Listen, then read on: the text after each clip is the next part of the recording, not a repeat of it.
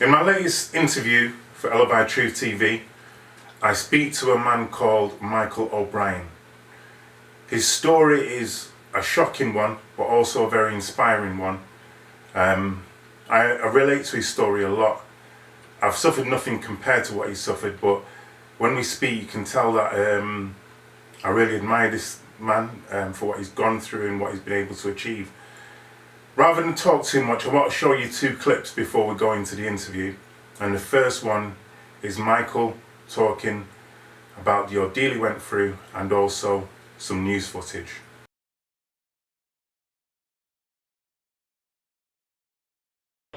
My name is Michale O'Brien. I was known as one of the Cardiff Newsagent 3. I was convicted of murder and robbery in 1987. 10 o'clock at night, October the 12th, 1987. Philip Saunders shuts his small kiosk in Cardiff bus station for the last time. He arrives at his home in Canton, but at the back gate is viciously attacked with a spade and left for dead. It was a ferocious assault, and 5 days later, Philip Saunders died, unable to identify who had done it. Well, we were 3 local men who got wrongly convicted of the murder of Philip Saunders in 1987. We were supposed to have bludgeoned this man to death with a shovel. It was a brutal attack on this man, a brutal murder, and we were in the wrong place at the wrong time. So in this second footage, we see Michale again, and he's taking part in a program, it's a discussion program, a studio discussion program, in which he challenges an individual called Peter Hitchens, a really odd type of character with some very strange views. And in this segment, he's talking about how he sees people dying as a result of the possible death penalty as just collateral damage. And Mr. O'Brien has something very powerful to say to him. After this, we're going to go straight into the interview. Michale, you were in prison for a murder. You didn't do it. You were there for 11 years. I did 11 years and 43 days because dishonest people, including people in authority, decided they were going to use me as a scapegoat for a crime I didn't do. Now, Mr. Flynn knows about my case and whatever, and I would have been executed if you would have had your way. The Birmingham 6, the Guildford 4. Where's it going to stop? All right. May I answer that in that case? The abolition of the death penalty has cheapened the trial of murder in this country. How? Well, how? Very simply. Have you ever sat on a jury? How much more seriously do you take a trial where your verdict can send someone to the gallows than when not? How much more seriously? Look, the penalty for murder in this country is now a number of years in prison, often quite a brief number of years in prison. That's not correct. So, Mr. Michale O'Brien, I'd just like to firstly say thank you for taking the time to come and speak to me here. It's a great honour to speak to you. I'd like to also say that the people I've asked to do interviews with, they're not just people I ask because they have an interesting story or whatever. I ask the people because their story actually resonates with me. I can see parallels, and actually, you know, do you know what I mean? It relates to me. So, and my life and what I've been through. So that's the reason I've asked you, and I feel very honoured that you've agreed to do it. So thank you very much. Well, it's my pleasure. Thank you. So so there's many people that will know your story, but there's some that won't. So we've just seen some footage that highlights the start of your story, or should I say, definitely not the start of your life, but a very pivotal point in your life, which was when you was arrested and convicted and spent time in prison, 11 years. So we just seen some footage there to show people the gravity of what happened. But as a person that's actually been in prison for only a very short time, twice, it resonated with me because I felt that I didn't know how a human being could do that, who knew he was innocent all the time. So I'd just like to ask you really to start with, you know, how did you actually cope in the early days of being, you know, even at the early stages of being arrested and questioned and then eventually going to prison? How did you actually cope with that? Well, I didn't cope with it very well, to be honest with you. When I went along that in prison in Evesham, Worcestershire, which is one of the top security prisons in the country, I did turn to drink and drugs, which was readily available at the particular time. Yeah. And for the first 12 months of after I was convicted, wrongly convicted, I was a mess. I was an absolute mess. I never smoked in my life before I went into prison, let alone take drugs or drink or anything. And yeah, here I was in one of the top security prisons in the country, taking some hardcore drugs because it was the only way I could blot all the things out. So it took me a while to get on my feet. It took me over a year. I met some of the Birmingham Six. People might remember that case from 1974, the Cowbridge Water. Yeah. The Cowbridge Water. Some people might remember that one as well. The paper boy. Did you actually meet them in there? They were all in that prison. They're all in. Some of them were, yes. I mean, Vincent Hickey, Paddy Hill was there. You know, I met some other miscarriages of justice victims there as well, who later got their name cleared. George Long, Peter Fell, there's, you know, Michael Shirley, just to name but a few, who've had their convictions overturned now and proved innocent. And I sort of took a while to get my head around what had actually happened, and I needed help. Yeah. But I didn't know what I could do. You know, I knew I had to campaign. I knew I had to educate myself. I knew I would have to study law, basically, you know, but I was in no fit state. And it was those kind of people who pulled me from the mire, if you like, and said, listen, if you want to get your name cleared, you got to start writing to people. Yeah. You've got to start fighting back. Nobody's going to do it for you. You got to do it. And I'm like, wow, where do I start?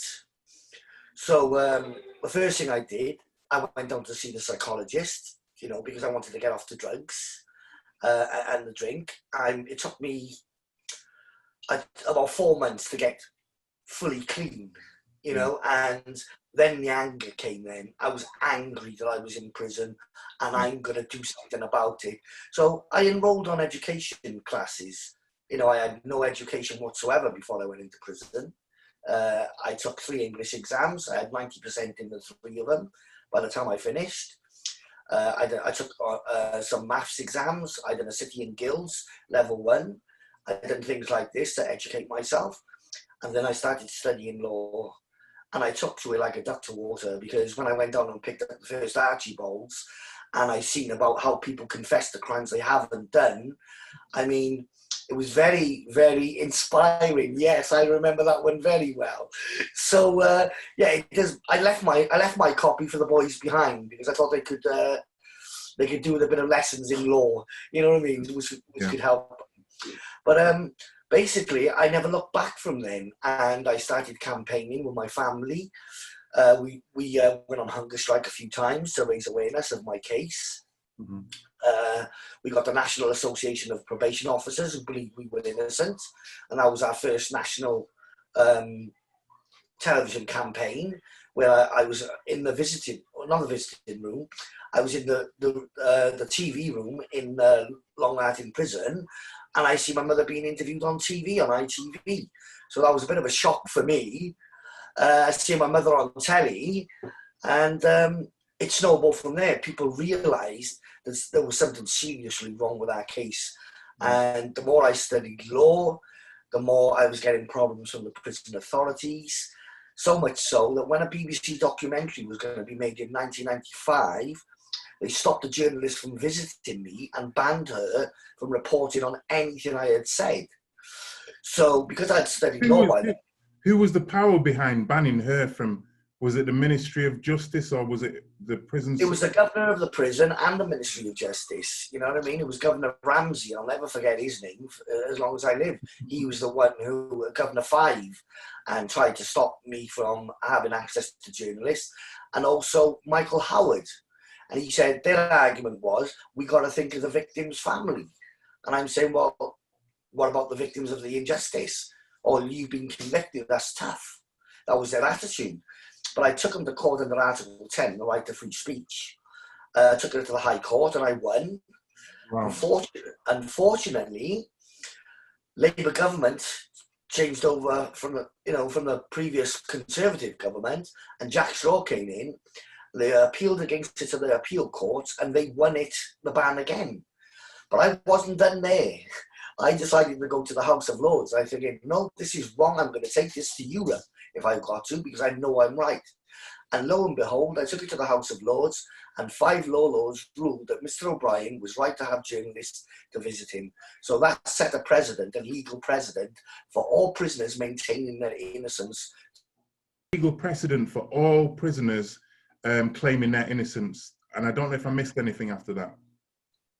No, you didn't miss anything after that. No, that was right. You know what I mean? I set a legal precedent, but then what happened afterwards, for my troubles, when you take the prison authorities to court, it's never without incident.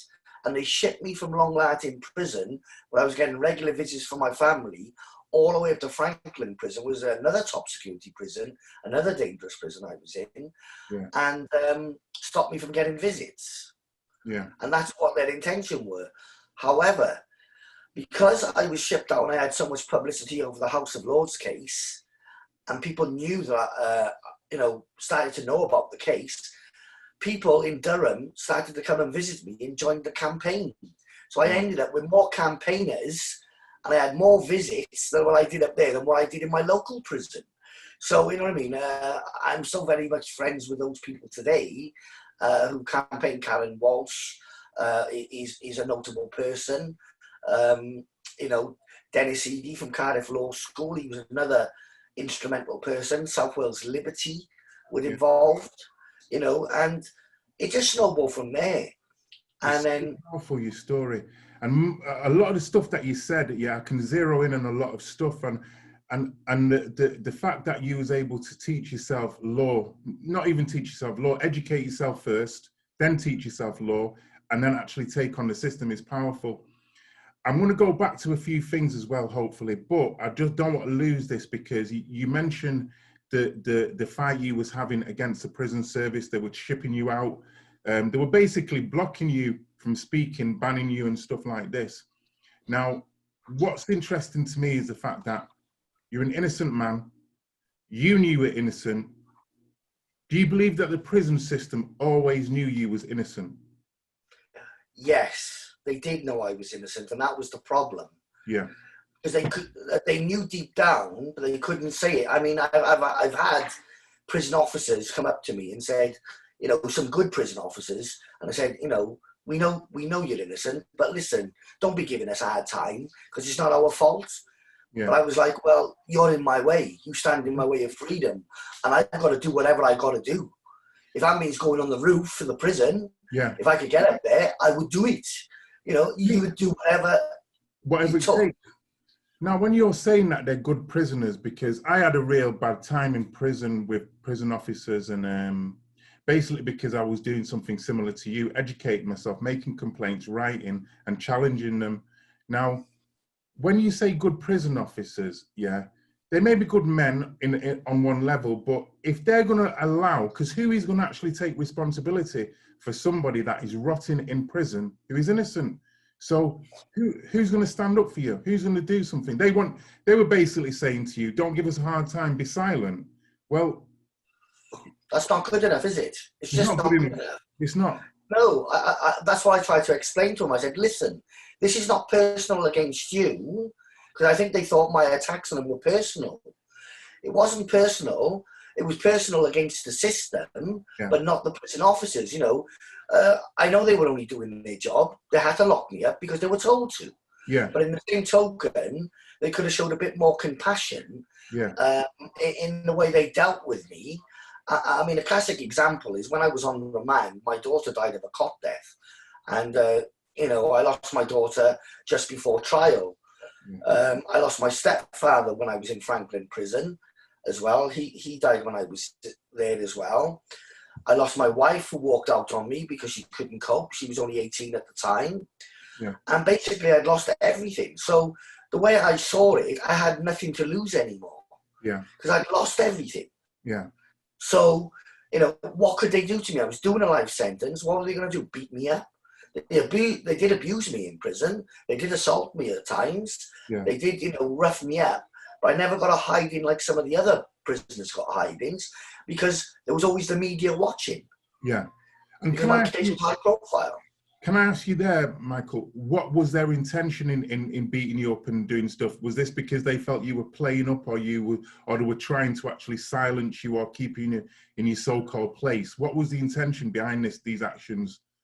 I think they were trying to, you know, warn me, like, you know, we can do what we want here. You know, one officer did say to me that we could do you in good and proper. And I took that to mean that he could kill me. That's what I took it as. And I was under no illusions. If I hadn't had the press coverage I had, and the fact that I went on hunger strike about the way they were treating me, and that was highlighted in the media, especially in Bristol prison, because the way they treated me in Bristol prison was absolutely appalling. They assaulted me in front of the South Wales Liberty and a member of Amnesty International, and they witnessed it with their own eyes. They dragged me off the visit, all because I didn't have an orange bib on. That was my first visit. I didn't know you had to wear an orange bib to say that you were a prisoner. So, you know, and their attitude was, you know, they put their hand on my shoulder and he said, you'll do as you're told in this prison, in a very threatening manner. And I said, you know, if you don't get your hands off me, I'll have you for assault. Well, that was it. All pandemonium broke out then. Do you know what I mean? Because they twisted me up like a turkey. That's the best way I can describe it. And they threw me down the block. Yes. The dreaded block. And this is what they do. And, you know, I was treated appallingly in the prison system. They could, you know, some prison officers go out their way to cause you grief. Absolutely.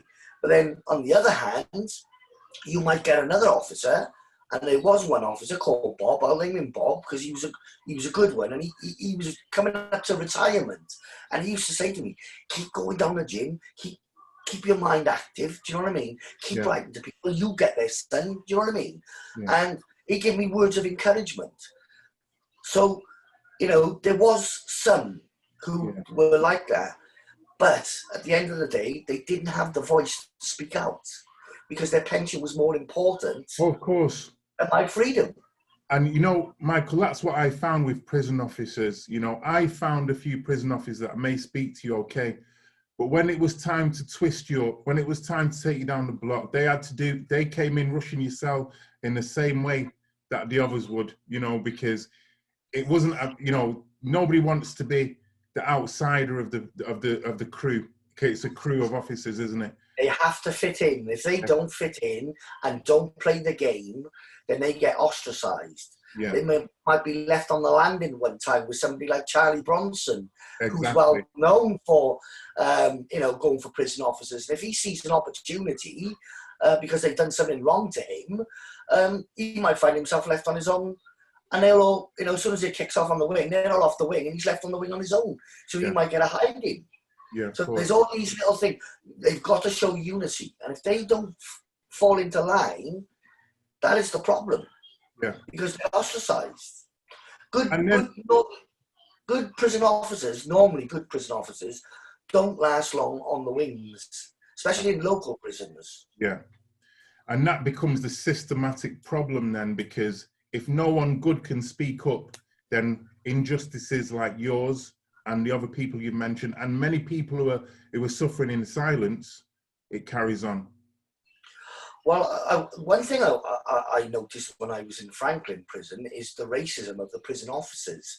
And I was absolutely mortified what they'd done to my friend, Barrington Halstead, his name was, from London. He was a good friend of mine. He was wrongfully convicted, in my view, of being concerned with cocaine. And yes, he admitted he sold cannabis, but he wasn't involved in cocaine. And we were good friends. And I seen what they'd done to that man, and I had to phone his wife and say, you better phone in the prison because he's been beaten up. And it was just because he was black and just because he dared to raise his head above the parapet and go, you're abusing my rights, I want my rights. And all hell broke loose. Well, and this happened on a regular occasion. Well, Michael, it's very powerful what you're saying, because when I spent time in prison, it's like everything. It's like prison is a microcosm of society where every ill is kind of magnified. So when you've got racism, you've got it ramped up. When you've got violence, you've got it ramped all the way up. You know, so everything. Now, there's a lot of things that you've said there, because when you said that when he started fighting for his rights, what I found in prison, because I did, as soon as you start speaking about your rights, you go to the top of the list of the wrong people, because it's almost. You see, you was a subversive. They catch you as subversive. Yeah. And then they want to put you down the block and put you on good order and discipline on Rule 43 and lock you up for weeks and just lay you out for your breakfast if you're lucky.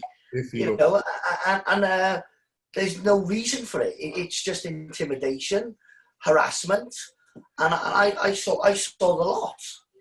You know, in my book, Prisons Exposed, I mean, it does exactly what it says on the tin. Yeah. Do you know what I mean? On the cover. Yeah. You know, like Ron Seal, you know what I mean? That's the best way I could describe it, because I didn't pull no punches. No. I want to come to that, Michael, because I don't want to gloss over the fact that, as well as educating yourself, learning the law, you are a prolific author as well. Starting, I think it was Death of Justice, the first book.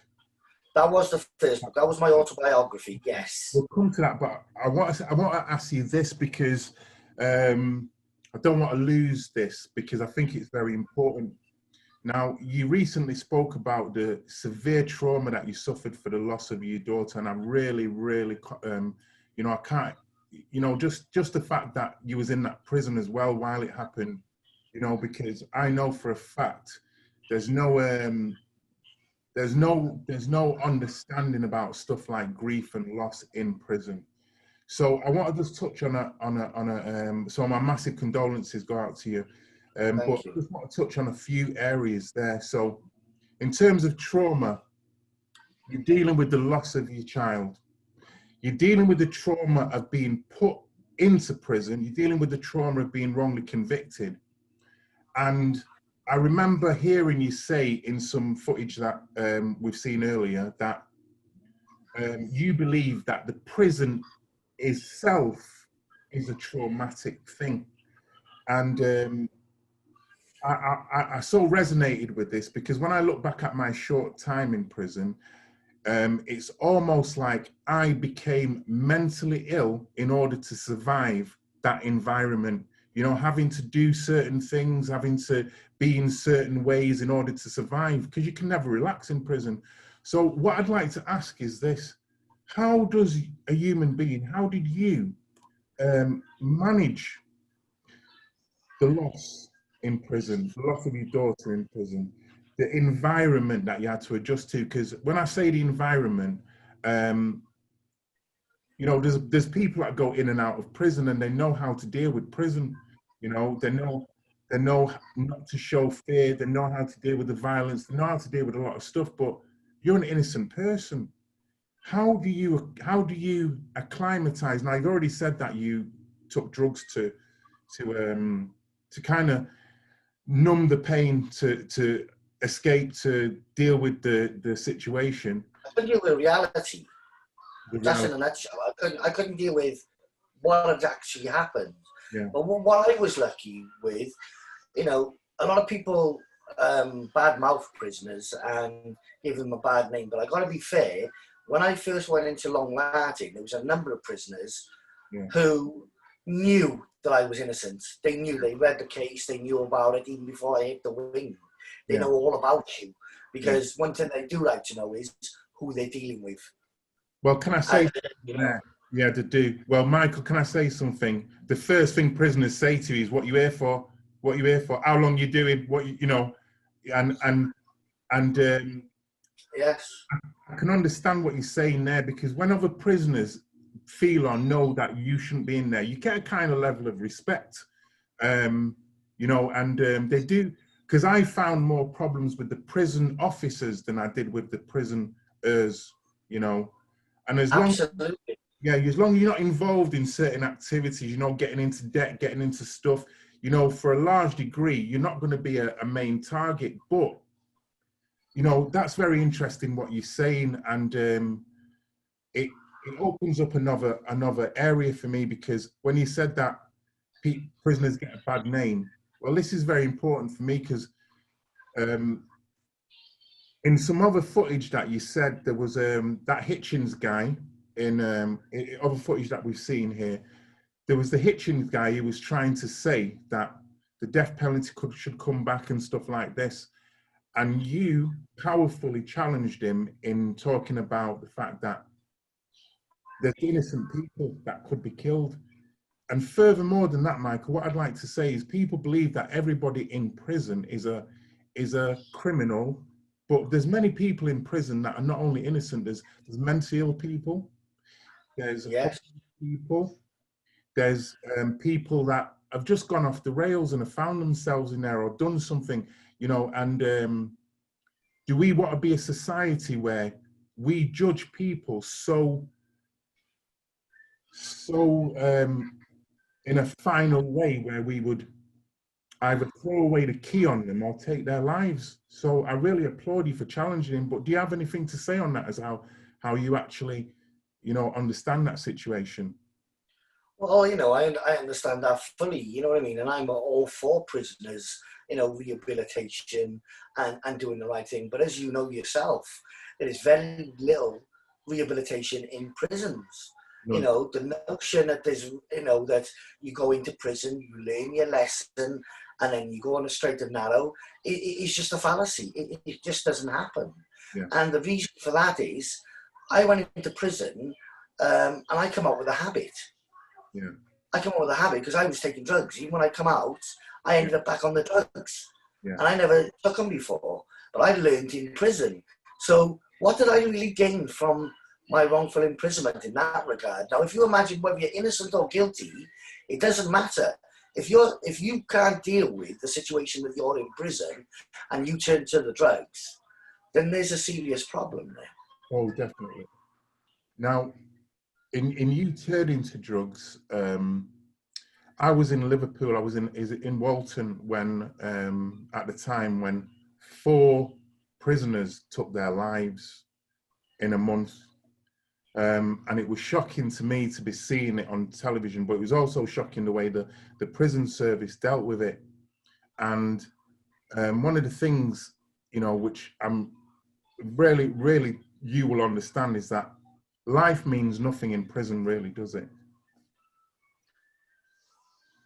Well, when I was in one prison, I witnessed 7 people killed, inmates on inmates. Wow. Stabbing each other to death. I watched one guy die in front of me.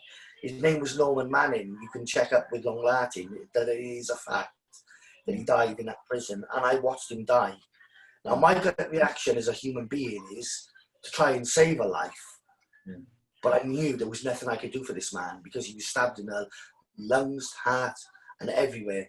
And the prison officer's attitude was, one off, you know what I mean, let's go and clean the cell up now with all the bloodies and all that, and let's move the next one in. And he was still on the trolley, like, you know, dying. You know, they didn't even give him a chance to die, the poor sod. Yeah. And this is the callousness of some of the prison officers I saw. And it is very disturbing, in my view, to see things like that. But I witnessed it firsthand. Yeah, well, it's beyond callous. It's really I mean, I don't know how to describe it. It's inhumane. It's, you know, and it ties into the value of life, and also what you were saying about rehabilitation.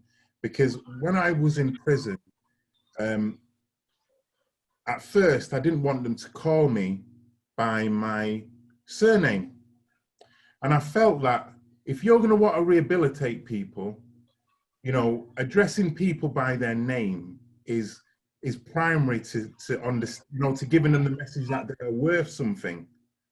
But there is no worth there. So especially now in the prison system, they talk on the surface level, they talk a lot about rehabilitation, but I think in terms of prisoners, prison officers, and their almost, again, not all, but most, they're almost lack of value of these human beings that there is one of the main problems when it comes to rehabilitation. Because if you're treated like an animal, you behave like one. Yeah. I have seen violence on a scale. Every other day somebody was getting stabbed, and especially on a Friday when it was payday, and if you don't pay your debts, you know, we all know when we go in there's a code of conduct, and people don't believe me when I say there's a code of conduct, even with prisoners, and there is. There is. And if you don't pay your debts, you know you're liable to get seriously hurt. It's as simple as that. And if you don't heed the warning, then you've only got yourself to blame, because you don't put yourself in that position if you can. Simple as that. You know, I mean, if you bought a half ounce of tobacco, you made sure that tobacco was returned. Yeah. Otherwise, somebody would be coming for you. Yeah. Because that's the way it was. Yeah. Harsh reality. Mm-hmm. I knew that, and I got to grips with that quite quickly.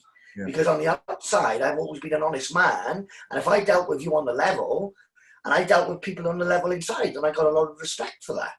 Yeah. So if I borrowed half ounce, and you've got to give an ounce back, I made sure that on Friday, there was the guy's ounce, no problem, I could borrow again off him in the week. Yeah. And this is how it worked. That is how it works. You had to play the game. If you didn't play the game, trouble. You know. Well, you're looking for trouble. They're coming for you. Well, I saw people get attacked in prison for something as little as a piece of, you know, for a potato or something, you know, just something little that you think on the outside, you know, they take that off you on the outside, you're going to let it go. But in prison, you know, it's a different, you know. Sorry, Dayton. Right, get out to me in a minute. I'm video recording. Hang on. Sorry, mate. It's okay. All right, I'll have a look now. Also wonderful that you are a father raising a son, which, I mean, I ended up in prison because of the family court system, and we've spoken about the horrors, and that will come to, in fact, we'll come to some of the stuff you're doing now. But the books, now we talked about the way prison officers are, but I think it was your third book, possibly you could correct me if I'm wrong. Third book, is that Bent Cop?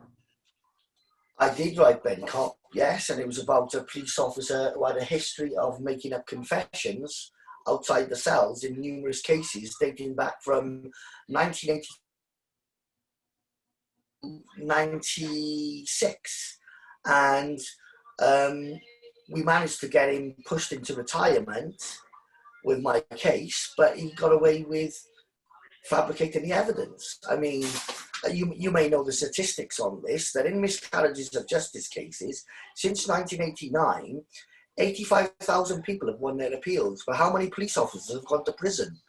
I can tell you there's only 2 who have gone to prison for causing a miscarriage of justice. And I was in the Jet Corley affair in Manchester, and he was an ex-police officer who their own stitched up. That was a fact.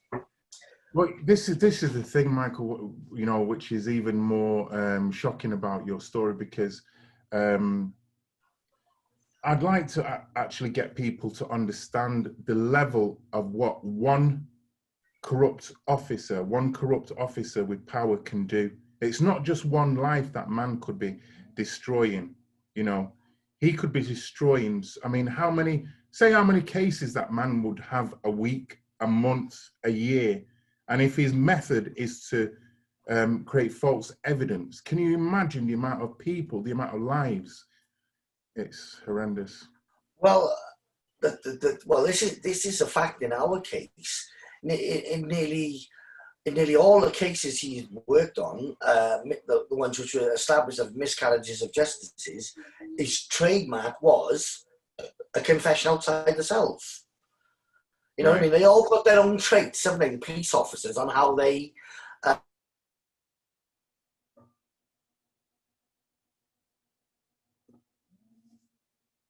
and had the jury known of my trial that this officer tried to frame Lord Ellis Thomas, presiding officer of the Welsh Assembly, for the Welsh holiday home bombings in 1984, and they tried to set him up, we would not have gone to trial because we would have been able to prove that he had done it before. Yeah. So all these cases I found, I put him in Ben Cop and said, right then, now tell me he's in the Ben Copper. And it's still online now. It's called Justice Denied. And basically what I've said, please read this book. If you feel that this police officer is honest, then don't give up the day job, sort of thing. You know what I mean?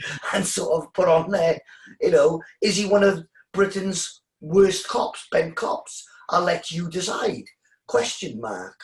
Because it's for the public to decide. You know, I know what he done to me, and everybody else knows what he's done to me. But the fact is, you know, you've got to let the people who don't know about the case make their own minds up. And, you know, I've had a lot of good positive reaction from all the books I wrote. I wrote 6 in total, five and another one. I wrote 6. The first one was The Death of Justice. Yeah. Prisons Exposed. Over a criminal injustice and loss, because I lost my son in 2012. He died of a genetic disorder. That was further tragedy. We set up a charity, the Dylan O'Brien Foundation. Then I wrote a book on Dylan, Dylan's journey, a father's journey, Dylan's story. Then I wrote Ben Cop, and I'm just trying to think now. I've already wrote 3, which I've got in the, you know, one with the publishers at the moment, which is about Texas Death Row. 16 Texas Death Row. Right. There's 16 people who have been wrongly executed. A 14-year-old boy, George Stinney, was executed in 1944 for the killing of 2 little girls, white girls. 70 years later, they proved he didn't do it. You know, and I'm about bringing the death penalty back in the UK. You know, are people, you know, of sound mind? You know, because I certainly question if they want to bring that back, whether they are of sound mind. Well, when you look at the history behind the death penalty. Well, it brings it back to what Hitchens said in the interview, in the part of the interview that we've seen, that well, collateral damage. Collateral damage, that's the exact thing. You know, people don't care. It's like, I mean, you explain it from your point of view when you say collateral damage. Well, when I say collateral damage, it's like Peter Hitchens was on about in the war, when innocent people got bombed, nobody said nothing because it was collateral damage. Well, if innocent people go to prison, they get executed, oh, we're just collateral damage. And that was his attitude. And I mean, I found that quite shocking to compare us to World War II and the bombings and stuff, like what was going on. Bomber Harris, what he was doing in Germany. We all know innocent people did get killed on both sides who were innocent. But that doesn't mean to say collateral damage is right. If you can stop collateral damage, then it's your duty to do something about it. Not just go, oh, well, we've lost a few people, they're innocent, oh well, we'll give them a couple of £100,000 to their family and hopefully they'll go away. Yeah. And make everything okay, and it doesn't. It's disgusting, it doesn't. I mean, from my point of view, and you can tell me if I'm right or wrong, but it would appear that the system knows that a lot of people are innocent, especially the people that fight in a certain way and never, you know, never stop asserting their innocence. It's almost as if the system would rather these people just, because they're not, put it this way, they'd rather this person die in prison than them address the fact that they have made a mistake. Yeah. Absolutely. My other book I was going to mention was Prisoners in Limbo, which is another life sentence behind closed doors. IPPV, yeah, I wrote a book on that as well.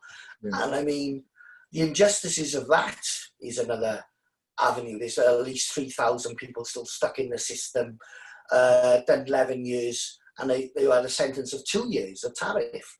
I mean, there's many forms of injustices. Many. Well, I encountered some IPP prisoners, and some of them had almost lost their mind. Now, a lot of people listening to this won't know exactly what IPP, because it's actually, these prisoners are still in that system, although it's been stopped now, hasn't it? Yes, it was quashed in 2012, yes. The people that were convicted and are on that are still on it. So yeah. can you just explain for the people that will watch this, what is IPP?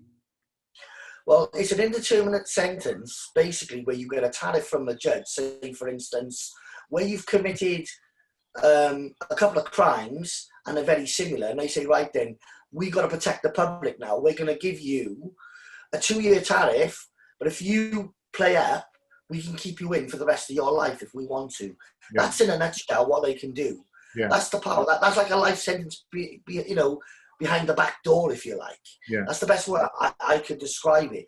And it's an evil and wicked sentence, because even Kenneth Clark, who's Home Secretary, has said it has to be abolished. Yeah. You know what I mean? Because it's just, it wasn't to be brought out retrospective. It's supposed to be for only the most dangerous in society, not for people who've committed a couple of car offences. Well, that's what I was going to ask, because many people who are on these types of sentences are young. Well, when they did an offence, they were young people. They've done something silly. It's not really some major crime, and then they've ended up doing unimaginable lengths of time. And again, how can you justify a man who stole a mobile phone doing 7 years for that crime? Keira Smith, who's in Franklin Prison, is on IPP, and all he did was nick a mobile phone off somebody. He's been treated worse than the sex offenders. Some of the murderers, don't get that kind of sentence. People who get them for manslaughter don't get. But he is still in a top security prison for nicking a mobile phone. Now, how absurd is that? How can you justify taxpayers' money keeping somebody like that in? I'm sure after 7 long years, that man will never nick a phone again. Yeah, that's for sure. Well, But Michael, don't you think that has a parallel with like you was talking about the death sentences in Texas and the death sentences in America in general? Don't you think absolutely this has a very big parallel to that? Because although they're not putting the people to death, the actual fact that you are in this system that you have no idea when you are going to walk free. It could be if you're going to walk free. Yeah, and what kind of psychological effect that has on a human being. It would have a devastating impact, if it wasn't for the fact, in my case, where, I knew I was doing a life sentence, I knew from the very beginning, if I didn't get my name cleared, the chances are I was going to die in prison. I accepted that, and I rose to the challenge. I thought, right then, I'm not going to sit here and just take this, what you're giving me. You'll go to work 9 to 5 and in the prison some money, and then you'll go behind your door like a good little boy. No. That wasn't me.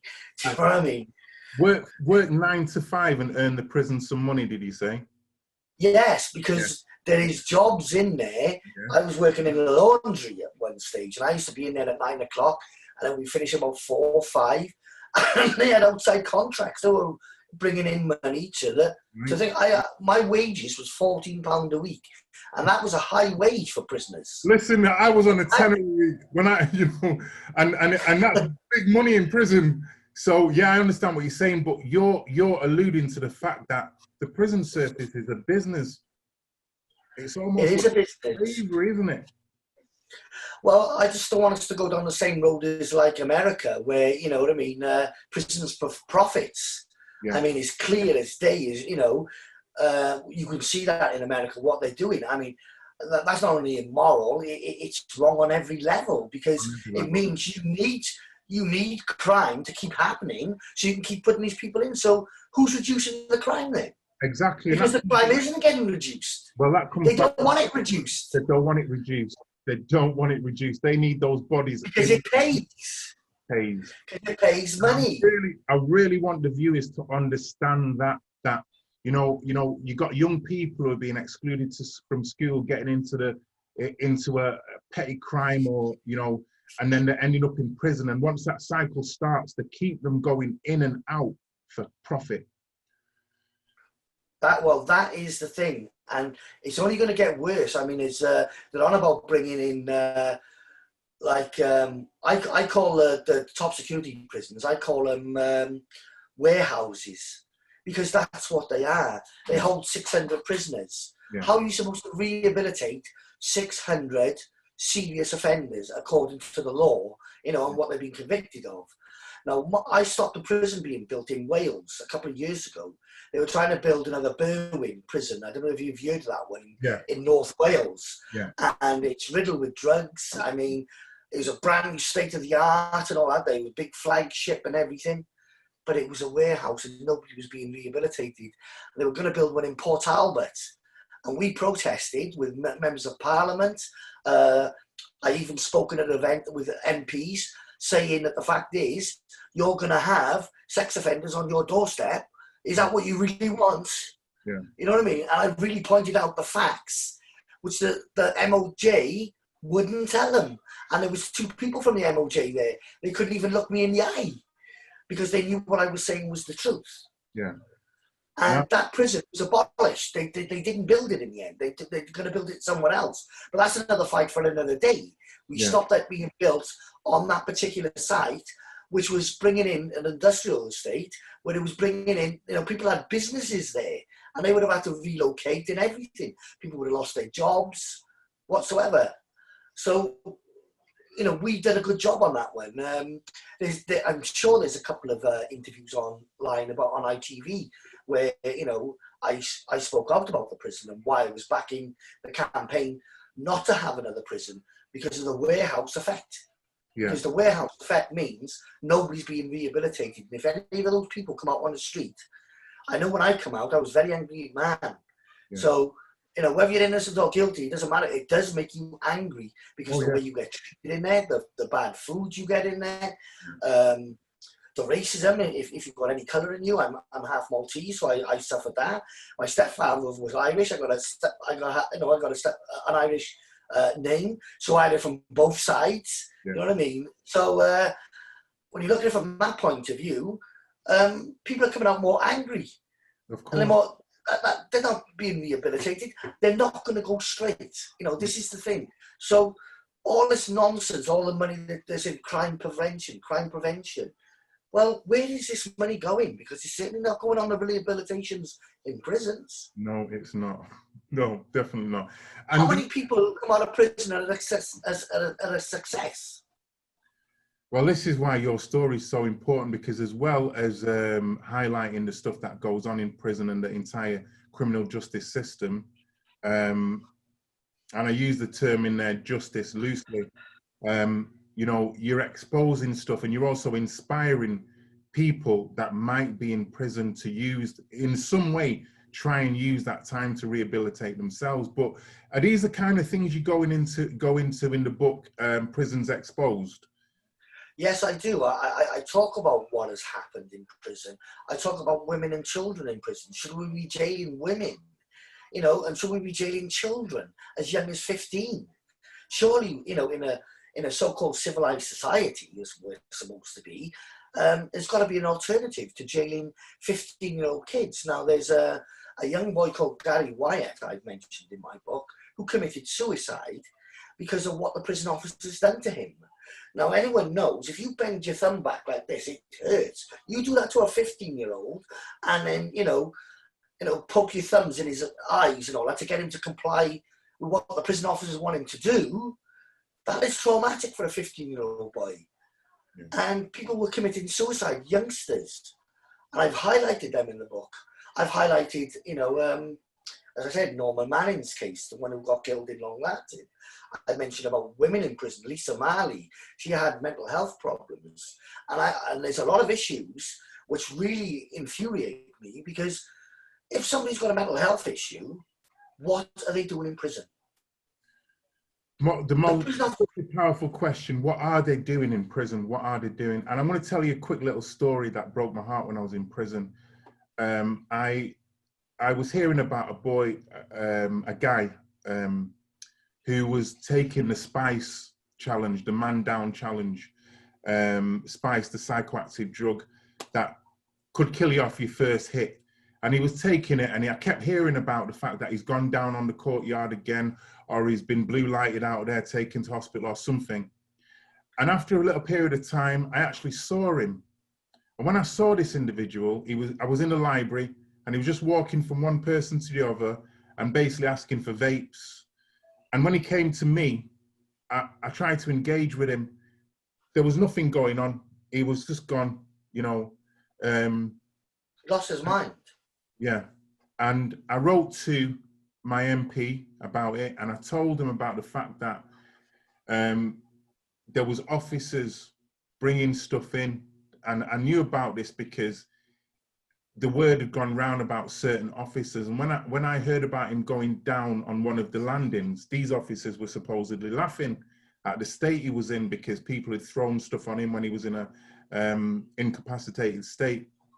But it raised two issues about the way drugs are brought into prison, and also the fact that the MP, well, you said you had a campaign with MPs and they helped, but in my case, MPs did nothing for me, and it was shocking, really. Well, you know, in my book, Prisons Exposed, there's a number of prison officers I did expose in there for bringing in drugs, mobile phones. I mean, ask yourself this one question. If you've got CCTV cameras in the visiting room, how can £1 million worth of drugs get through the visiting room? Can it? That's just one part of it. How can you get £1 million? Now, you know, if you even twitch on a visit, they jump all over you. They're on you. Yeah. They're on you like Sonic. That's the best way to describe it. They're on you like Sonic. You twist it up. Come on, out of your mouth, or whatever the case, whatever the person is doing.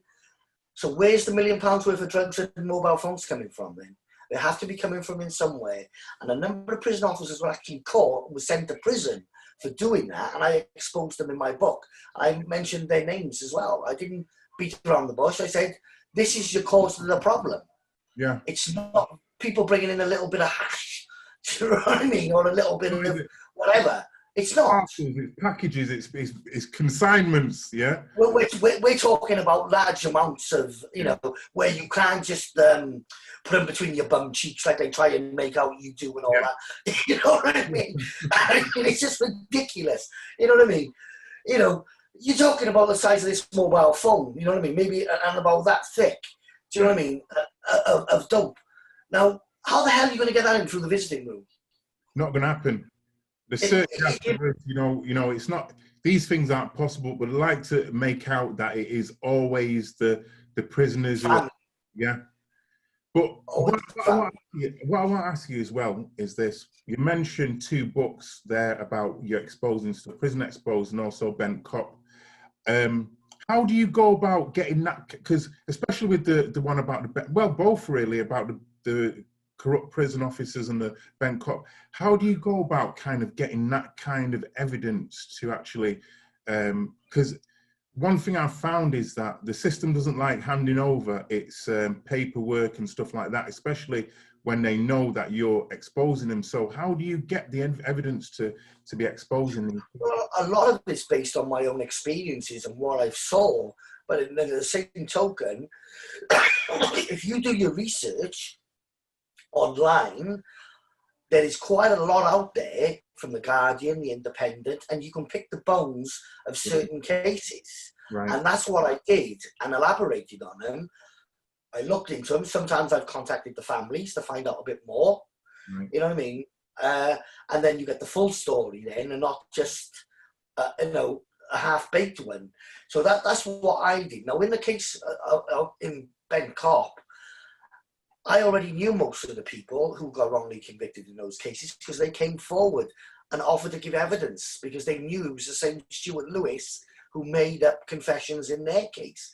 So they went up to my lawyers and the BBC and went, hey, he's done that in my case. And I got acquitted. And I got acquitted because he lied. So they all come forward after the TV programme. And then there was another TV programme. And all of a sudden then you've got 6 cases of all these people going, he framed me as well. He attempted to frame me. Mm-hmm. And then it all transpired from there. So I kept all the notes, kept all the statements from my civil action against South Wales Police, and I used them in my book. Yeah. And that's what I did. So, you know, it's not that hard to collect the evidence because the evidence is out there. You know what I mean? But you have got to look. Would you say that it's hard to use the evidence in a powerful way? Because obviously, if you're bringing court cases and stuff, would you say it's hard to use it, or it's just about how you learn to use it? It's how you learn to use it and how you present it. I think that's the key. I've got an uncanny knack, so I've been told, that my writing is easy on the eyes, easy for everybody to read. It's not an academic book, you know, where you've got to, you know, hang on a minute, let's have a look at the dictionary a minute. Do you know what I mean? What's this and what's that? You know, everybody can read it, everybody can understand. And that's what my book's all about. It's so simple to read and simplistic. And I've got, you know, a lot of people said I have a knack of telling that story in such a way and gets the message across. I mean, I've sold 10,000 copies of The Death of Justice, at least. Wow. And I'm only a local author. I'm only from a little place called Ely in Cardiff. Do you know what I mean? I even beat J.K. Rowling to an award with my 2 books, The Death of Justice and Prisons Exposed. Well, I tell you, I'm glad about that, because your book will change lives, not just, you know, fantasy stuff. Fantasies, yeah, exactly. Yeah. But to beat somebody of her ilk, yeah. Do you know what I mean? When you consider, you know, she's a prolific writer, she sold millions more books than me, and the public chose my book over hers as being one of the best reads in 2014 and 13. That's an achievement. Oh, it's a monumental achievement, and I applaud you, because you inspire me, because I told you before that I started writing when I was in prison, and I also admitted that I've not finished the stuff since I've come out. I want to actually go back though, because when we're talking about the prison service, the prisons being profitable or run for profit, I want to go back to the actual, because I think you talked about the fact that it's not just the prison service that's run for profit, because what about the courts? What about the police? What about, you know, because when they're getting convictions, the drive to get convictions, that basically allows these bent coppers, yeah, to do these things because they want the convictions, don't they? I found in my case, when I'm still finding it now, that the criminal justice system is actually geared for you to plead guilty. That it's switched. It's not you are innocent until proven guilty. You are guilty until proven innocent. Yeah, absolutely. I mean, in the last, you know, I've been waiting for an apology for the last 33 years for what had happened to me. You know, again, I was still guilty until proven innocent, and it's only recently I've had a letter off the chief constable after 33 years acknowledging that I am a victim of a miscarriage of justice. I got the letter here actually, wow, from South Wales Police, and it basically says, I'll read you a little bit because you know, I'm happy to reinforce for the public that South Wales Police recognises Mr. O'Brien as a subject of a wrongful conviction arising from a miscarriage of justice. That is the first time in legal history, without them catching the real killer, they've actually admitted somebody is innocent. That's very powerful. And can 33 years I'm working for that. What does that mean to you as an innocent man? What does that mean to you? You know, it did mean a lot. You know, I was quite overwhelmed because I didn't expect to get that apology. I wrote to my MP because people had been giving me grief online, you know, saying I still think you've done it and there's no smoke without fire. Unfortunately, you do get the crackpots, you know, having a dig at you. I don't know how to do that. And this is what happens. And I wrote to her asking for her help to try and stop this and asking would they give me an apology. And that was the letter I got just before he retired. That's very powerful. That's very powerful. I mean, do you think also he was more willing to give you that apology if he was just about to retire? Do you think he was? When I say he retired, I'll rephrase that. He retired from South Wales Police. He's now working, he's the Met Police officer now, Matt Dukes. Okay. He's taken over there. And I got to be honest with you, my dealings I've had with him, and I never thought I would ever say this, but he was an honest police officer. He did try to get the people who'd done me a wrong. it was the CPS who wouldn't press charges. He found the evidence. Oh, you know something. There's another aspect of it all. You know what I mean? Michael, you know something, yeah? I'm so glad that you said those three little letters, because many times I forget about the secretive and the powerful CPS. Yeah. Well, I got two experts' report which says the confession outside the cells is false, and I was one of their own experts who said that, and they still said there was not enough evidence to prosecute him for making false evidence. I mean, that is extraordinary in the least. Now the Chief Constable has said I'm a victim of a miscarriage of justice, that's basically saying that he must have fabricated the evidence. There's no other word for it. Yeah. Why didn't they arrested him? Why, you know, it doesn't matter whether he's 76 years of age and he's frail and whatever. You know, that's neither here nor there. You know, the law should apply equally, and you shouldn't be able to hide between ill health or, you know, I'm retired now, you can't touch me, you know, and things like that. And this is what happens. There's no accountability. No accountability for the CPS, no accountability for the police. And this is where they fall foul all the time. Now, if we start jailing these police officers who frame people, then they're going to think twice about doing it. They're going to go, hang on a minute. I don't want to get caught for this. I don't want to lose my pension and my wife and my kids and go to prison. They're going to think twice. Until that happens, we're always going to have miscarriages of justice. Always. Always. Powerful, Michael. But the CPS, though, because the police could not push through these miscarriages of justice if it wasn't for the CPS, though. You know, because they're the ones that take the case and say, oh, yeah, your evidence looks great, and this will fly in the court, you know.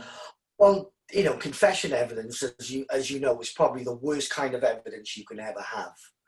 You know, and yet they had in our case, they had my co-accused confession, which they knew he had already confessed to somebody he hadn't done before and didn't disclose it to us. Then you've got a confession by 4 different inmates who alleged while we were on remand, we just confessed to them. You know, we just went up to them and said, oh yeah, we done it, like, yeah, and all that, like. Load of nonsense, like. So you've got a confession, corroborating a confession, corroborating another confession, going, look, where's the forensic evidence?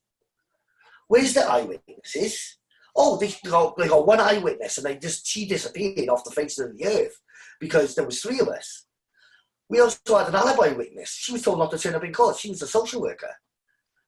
And these are the things, the tricks that they do, you know, the police and the CPS. And they must work hand in glove.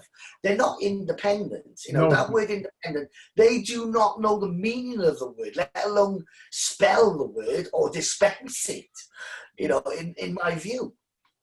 Well, you know, I so agree with you. And again, I hope that people who are embroiled in criminal proceedings, or whether it be family court and stuff like this, they understand the fact that these people claim to be independent, but they're not.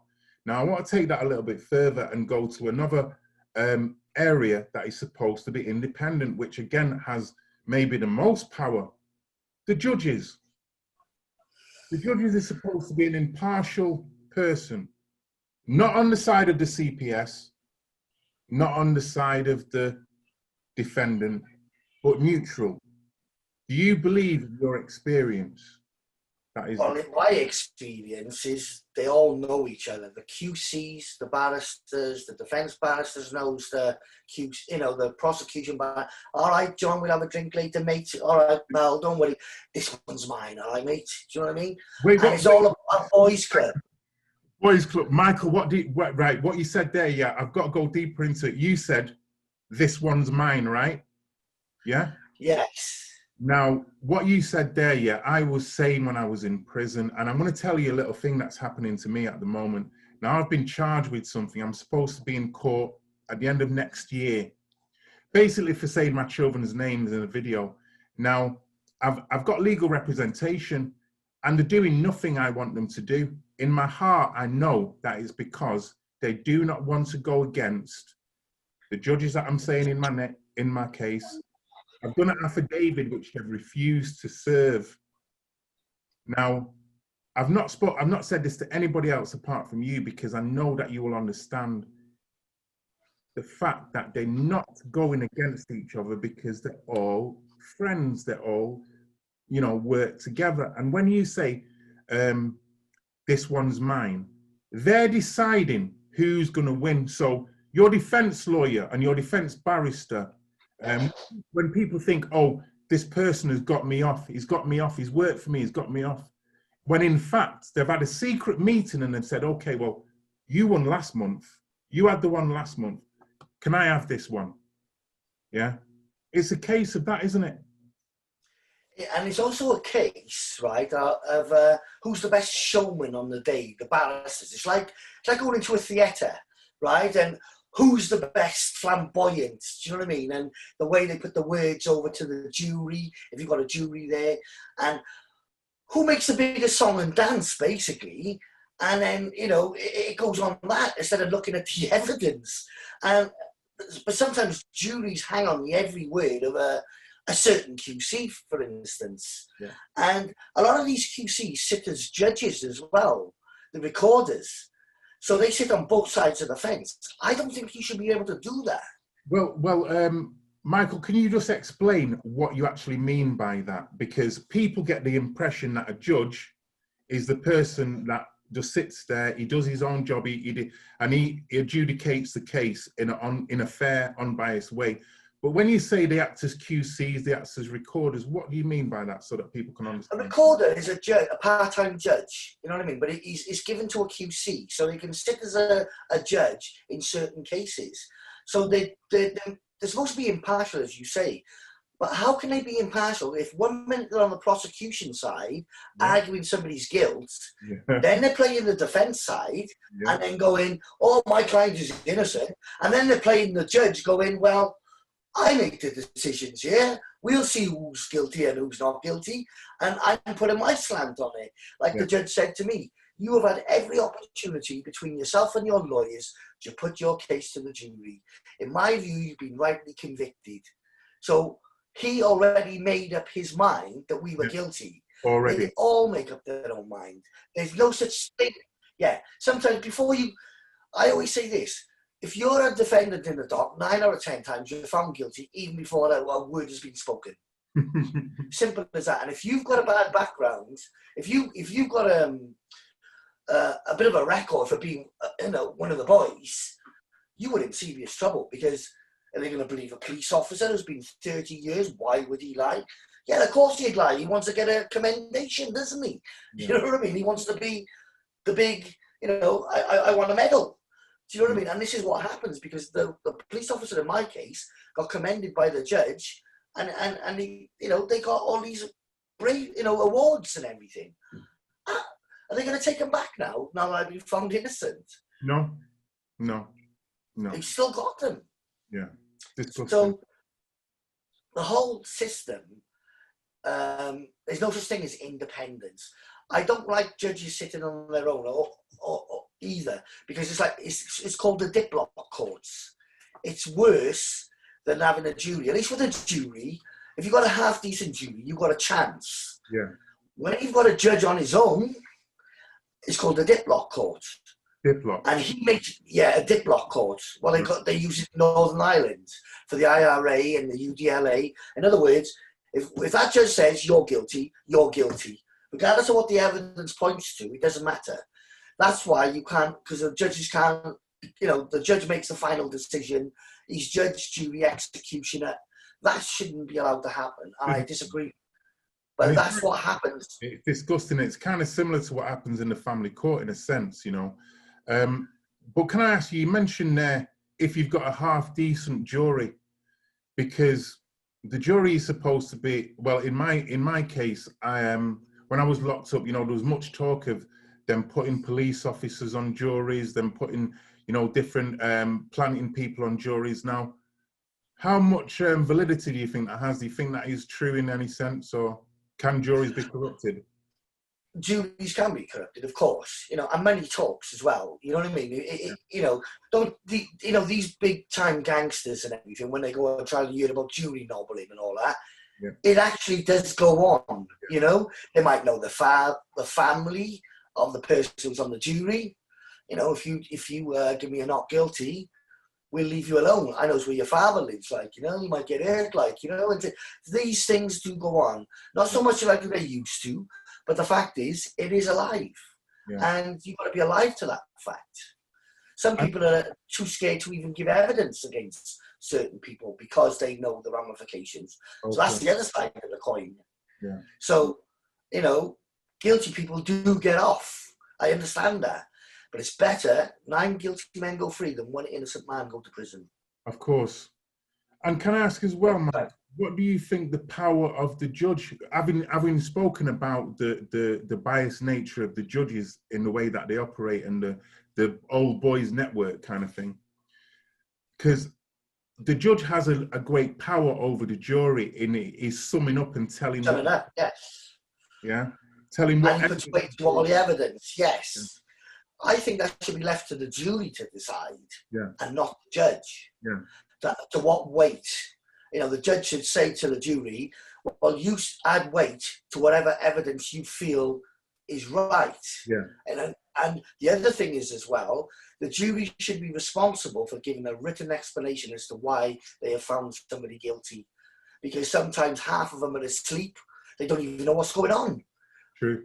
You know what I mean? You must have seen it, you know, I've been in court where a jury member's been like that, or, you know, and then halfway through, and, you know, I know people who sat on the juries who said that these things have happened, and they've all gone, oh, we're just going to plead guilty. He wouldn't be in the dock if he wasn't, if he was innocent, would he? You know, and that narrow-mindedness. But if you get you know, sometimes I do know juries who have acquitted people and giving good reasons why they've acquitted people. Like in the Welsh conspiracy case, they accepted the evidence was fabricated. The judge made it clear. You either believe the police version of events or the defendants. The defendant said they fabricated the evidence. The police are saying, no, that confession is true. If the jury acquits, there's only one conclusion you can come to. They didn't believe the police and they must have lied. And there's been cases like that in Wales which have happened. It doesn't happen very often, not as often as it should do, but it does happen and has happened. Powerful. Now, Michael, one of the things that gave me a lot of power, and again, when I say gave me a lot of power, it gave me the power in the sense that when I represented myself, I kind of nullified that because I didn't speak to the CPS. They didn't know what was on my mind. They didn't know what I was going to say in the trial, as opposed to your defense lawyer, who's constantly back and forth with the CPS. He knows what's going to be said. They know what's evidence going to come out. They know all this stuff. Now, what do you think is actually the benefits of trying to represent yourself? And, you know, because obviously not everybody can do this. And it's going to take us a bit into the area of what you're doing now. But what do you think is the benefits of that and the power that it does have? In a criminal court, I think it's near enough suicide. I'll be honest with you. Yeah, I would very reluctant, even though with the knowledge I've got, you know, and unless I had a barrister there who I could instruct, do you know what I mean, and tell him, this is the law, this is what I want you to do. But if I was to stand in on my own, say for murder, not a good idea, because I don't know many cases, or if any at all, where somebody's represented themselves at the murder trial and been acquitted. And is this again a case of in areas such as family law, you don't need to really be talking about case law that much. Obviously it helps, but in the criminal case now, in criminal cases, you're going to have to know the case law, the intricacies of the law, right? Michael, I want to talk about the law, but I just want to go back to a couple of things you said as well, because again, they resonate with me from the prison aspect. I feel like I'm being bad on your son because I'm taking your time and he's back there thinking, "Daddy, I want Daddy." He's okay. Right. Well, I also did a hunger strike in prison. It got me what I wanted in prison, and it sent shockwaves through the prison. because they were terrified of it. But I want you to basically talk a little bit about that, because when somebody decides to do a hunger strike, they're actually putting their life on the line for something, and it is no small thing to do when you're in this thing. When somebody goes on a hunger strike, I think you've got to take them seriously to what the issues are, because nobody goes, I want to die. You know, nobody with a sound mind anyway think I want to die. I went on a hunger strike for 14 days. And I tell you what, it was a very painful experience. Because, yeah, definitely. You know what I mean? You know, my kidneys were hurting. I mean, wasn't getting enough fluids. I didn't eat at all. Do you know what I mean? I wasn't taking enough fluid. And that's the key. If you're on a hunger strike, you need fluid. If you stop the both of them, 28 days, you won't even last. You're gone. I remember the water in my eyes. Ketones. Yeah, that's right. And the ketones. In urine and stuff like that, you know. And they used to check you at the hospital and things like that. So, you know, I've been in that situation, but you only do it when it's you feel it's a last resort. And if people are not listening to you, and that is the only way to get your message across, then so be it. That was my attitude. And, you know, I didn't choose to say, oh, I'm going on hunger strike today, I'm going to raise this issue. I was just at my wit's end. Yeah. Like many other people are. And do you think there's a case of taking control of the only thing you have control over? Because they can tell you to do this, they can tell you when to eat, they can tell you when you can come out of your cell, they can tell you when you got to take your shower, they can tell you all this, but your life. Because I remember when I was on mine, they were saying to me that if you go unconscious, we're gonna resuscitate you. We're gonna, you know, we can't let you die. They were saying that, and I was saying, well, I don't agree to that. You have no right to say, you know. And I remember writing as well to say you do not have the right to resuscitate me if I go unconscious. You only got an option to give me what I want, or that's it. You know. And again, I don't want to come across to people listening as if I was so strong, because as the days went on and you started to feel what happens to your body, you know, it's quite a terrifying thing, isn't it? You know. Well, you know, I had a 1-year-old son when I went into prison, you know what I mean? And I was constantly, you know, if this don't go right, I'm in trouble, you know what I mean? And I'm not going to see him again. And I was under no illusions, do you know what I mean? This is heavy duty, this is. Yeah. And it wasn't something I went, oh, let's go on hunger strike. I didn't go on hunger strike every week. Do you know what I mean? You use it as a weapon of last resort. And I wouldn't, I would say to anybody who's in prison now, like, you know, who manages to see this, all their families, I wouldn't recommend it. No. You know, it's not something I would recommend to anybody to go on a hunger strike. At all, you know what I mean? Because it's not nice at all. And if you do manage to get, you know, the issue resolved, when you start eating again, you still become ill because you can only eat small bits because your stomach is shrunk and you feel awful, you feel weak. And, you know, when you do first start eating, you just feel tired. It just knocks you out like that. Yeah. And that's what I found, you know. But I wouldn't recommend it to anybody, but I understand people who do it because it is the last resort. And I keep saying that because people don't just go, well, I'm going to die today. I'm going to starve myself to death. What a way to go. Do you know what I mean? I'm going to be a hero. Yeah. It just don't happen.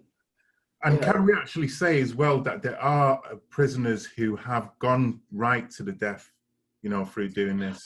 Yes, there's many brave people who, you know, people say, you know, it's a coward's way out. I tell you something now, it's one of the bravest things anyone can do because the pain and suffering that person puts themselves through before they actually die is, wow, you know, what can I say? You know, it just beggars belief. I mean, you're torturing yourself basically. Your body eats itself. And then again, it goes to the point of how serious the situation they're in and actually what they're actually fighting for, you know. And in your case, you know.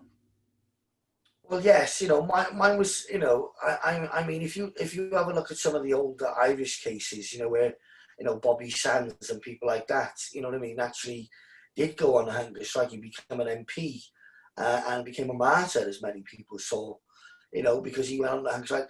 And, you know, he's well respected in Ireland, rightly or wrongly. People can judge, you know, whatever.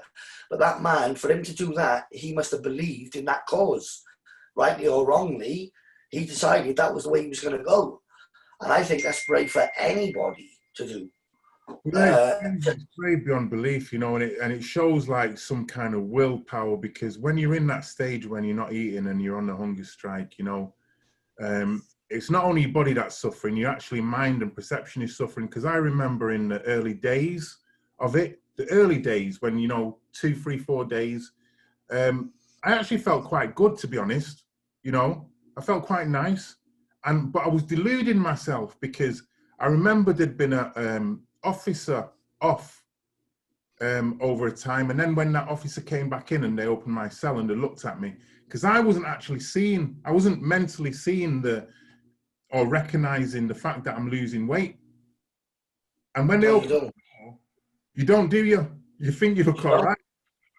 Yeah, you think you're fine. Yeah, when that. That's the only time I had a 6-pack. Yeah. It was when the prison officer, opened the door and had a little bit of a shocked look on their face that I thought, wait a minute, I might be not looking so good now. Well, they were terrified of me when I went on the hunger strike in Bristol prison. They were threatening to beat me up and all sorts, and drag me over the hospital. And I managed to take the call. The officers were threatening me. And I managed to get that to a solicitor as well. Yeah. And actually, you know, it's unbelievable, because they didn't like it, because my case hit Radio Wales. And, you know, they were saying that Michale O'Brien's on a hunger strike because of the way he's being treated in prison by the prison guards and blah, blah, blah. And they didn't like it. No, they don't. Oh, I'll tell you, listen, it's, you know, on one side, we're talking about the effects that it has on us, but in terms of a weapon, though, to the prison system, the hunger strike is a powerful one, isn't it? It is a powerful one. I agree. It is a powerful weapon. But the problem is, you got to watch so they don't call you bluff, because sometimes they might call you bluff. Well, they do. If they do, then you got to be prepared to do the ultimate. Are you prepared to do it? Yeah. Are you prepared to do it? The frame of mind what I was in, I wanted to make a statement more than kill myself. You know what I mean? Yeah. I wanted to make a statement to say, listen, I'm not going to be treated like this. Yeah. And it was a way of highlighting, and I found out earlier on, we coordinated the first hunger strike throughout the prison system in '92, where there was 20 people in Long Lartin on hunger strike, protesting their innocence. There was 15 in Gartree, there was another 10 in Swellside, and it swept all over the board. And I remember saying on Radio 4, prisoners are refusing their Christmas meals today because they should be home with their families, and they're all maintaining that they didn't do it. And all our cases got localised, you know, by our local press. Yeah. So the next one, you know, my mother's being interviewed and this is being interviewed. So you can imagine, we seen it as a good weapon. We knew what we were doing. You know, we didn't set out like Bobby Sands to go, I'm going to go the whole way, I'm going to kill myself. Yeah. We used it as a weapon. Yeah. And you were correct in saying that, you know. We use it in a different context to what other people have used it. But, you know, whatever context you use it, it's normally as a last resort, because you're at your wit's end, you know, as well. That's well, I would agree with that, because I wasn't trying to kill myself. I didn't want to go, you know what I mean? And when I actually got what I wanted, I was very much relieved, because I was thinking, I don't think I could go much more. But I want to touch on the racism that you experienced in prison now, because you mentioned that. And, you know, you personally, because you mentioned your friend and you mentioned that you did suffer it, but how did that manifest? What was actually happening to you? Well, I'll give you an example. My sister is quite famous. Her name is Gareth Pierce. She's a woman, she is. She's from Camden Town. She's a well-known miscarriages of justice lawyer. And because of my Irish connections, because of my stepfather, and I got family over in Ireland as well, when I couldn't get hold of my solicitor and I was frustrated, and I said, oh, I can't get hold of my solicitor again, John, a governor had come past, she's too busy defending the IRA. Do you know what I mean? And stuff like that. Do you know what I mean? So that's the stuff I had to put up with, you know what I mean? You know, and, you know, bow to your masters and stuff like that, you know what I mean? Us English got more power over what you are, we're the masters, do you know what I mean? And stuff like that. Especially when I got you on the floor in a hold like this, you know, sing to your masters, you bastards, they were going. And, you know, the language which come out of their mouth, you can imagine, you know, a little couple of digs in the side here to your kidneys. Don't leave no marks, by the way. You know, they wasn't stupid, you know, and this is the kind of stuff. And then there was the stuff like, you know, I've been called a Pakistani, I've been called everything you can think of. And in Franklin prison, it's so rife. Well, I still can't get over it today, you know, and from what I can gather, I know I've been out of prison a long time now, maybe over 20 years, but I'm still getting reports that it's still going on. And how do you rid of yourself of that? Up north, it is quite racist. Yeah, That's my experience. I found a lot of racism in HMP Preston. I want to say that because that's where I'm in Preston and I was there. I want to just say that that is a racist place and the officers in there make a point of it. And but I want to just touch on one historic event, which was the riots. I don't know exactly when the riots in Manchester were, but were you actually in prison when those riots went off? Yes, I was. I was in Long Martin at the time, and there was some disturbances in Long Martin. Yeah, but obviously it did trigger a few other. Yes, it did. I mean, E-wing, I think A-wing went up. But you know, me and many other innocent people who were fighting our cases decided. You know, people said we were cowards because we didn't join in. Yeah. I just felt we would have jeopardised our cases if we did. Most definitely, because those guys. So we had to take a step back. Yeah, which was wise, really, because you know you had a different mission. You had a different mission. Now, I just want to say something, Michael, so that people understand, and then I'll just go into another area. Now, when we've spoken previous to this. And this is testament to your character because I've contacted a few people that are involved in high-level cases, or you know their stuff is very big. You know, you've written books and stuff like this, and I'm no big YouTuber or anything like that. So I was really humbled and really admire you for saying that you do this interview. But as well, I was really honoured by the fact that you talked about even helping me in my situation to do with the family court and stuff like this. Now, again, that is testament to your character, and that is exactly what you're doing at the moment. You've not only educated yourself to free yourself from your prison with the law, but you're now helping other people, you know, with the knowledge that you've got with the law. So, so you're a prolific author. You've written numerous books, as we said. But you've also educated yourself in the law, and how are you using the law now to help other people? Well, I'm currently in the family courts, and what happened? How I ended up in the family courts as a Mackenzie friend. Now, a Mackenzie friend derives from Mackenzie versus Mackenzie, a divorce case in 1970, where the husband ran out of money and he needed somebody to help him with a divorce, and the court said, no, you're not allowed to have anybody unless you've got a solicitor. There's no way. But then the appeal court overturned that and said that was wrong in principle because he didn't get a fair hearing within the meaning of Article 6, the right to a fair trial. So that's where that stems from. So I a couple of years ago, I was homeless. In 2018, I was homeless near enough. I was near enough on the streets. And my friends rescued me, took me in, and they told me their tale of what happened to them in the family courts. And I was astonished. I thought, you know, not in the family courts as well as the criminal courts and the civil courts and the other courts. But, oh yes, it was prevalent. And when I read their case, I was mortified on why they had their kids unlawfully taken off them. there was numerous allegations in the family court. This is common practice to stop me from seeing your kids, whether it's the mother making the accusation or the local authorities. Yeah. And what I did, I took this case apart. I went and looked at the police national computer records, which you can get a printout to prove that the false allegations were not on there. So if they're not on there, they have to be false, because the police national computer records is what all local authorities go on. And then I found out there was the... Yes. And the other thing I found out was the niche computer, which is a local computerized computer. Local, say, your local Preston police officers, they might have a record of people phoning up saying, well, you've done this and you've done that. And then it's on your record and the local authorities will use it against you, even though it's false. And the only way you find that out is by asking for a freedom of information request to see what is on your niche computer records. If it doesn't tally up with the PNC records, then you get it all wiped. And this is what I've done for this this couple. We're at the stage now, I'm due to go into court now in December.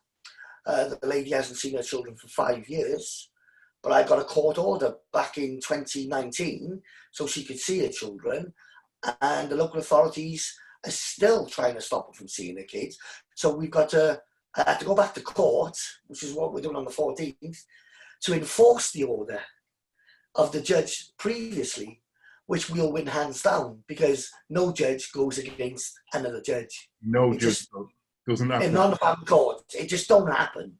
If the judge says contact has got to take place, contact has got to take place. So that's one I've sorted out, and we got at a later date that we're going to look about bringing the kids home. You know what I mean? Once the mother have got built up a rapport with the kids and everything, there's a real possibility these children could come home, and we could prove the case, the original case against the family was all made up. Okay. I had all the evidence there, yeah, all fabricated, everything. They threw in threats to kill the social workers. I had a look at the police record.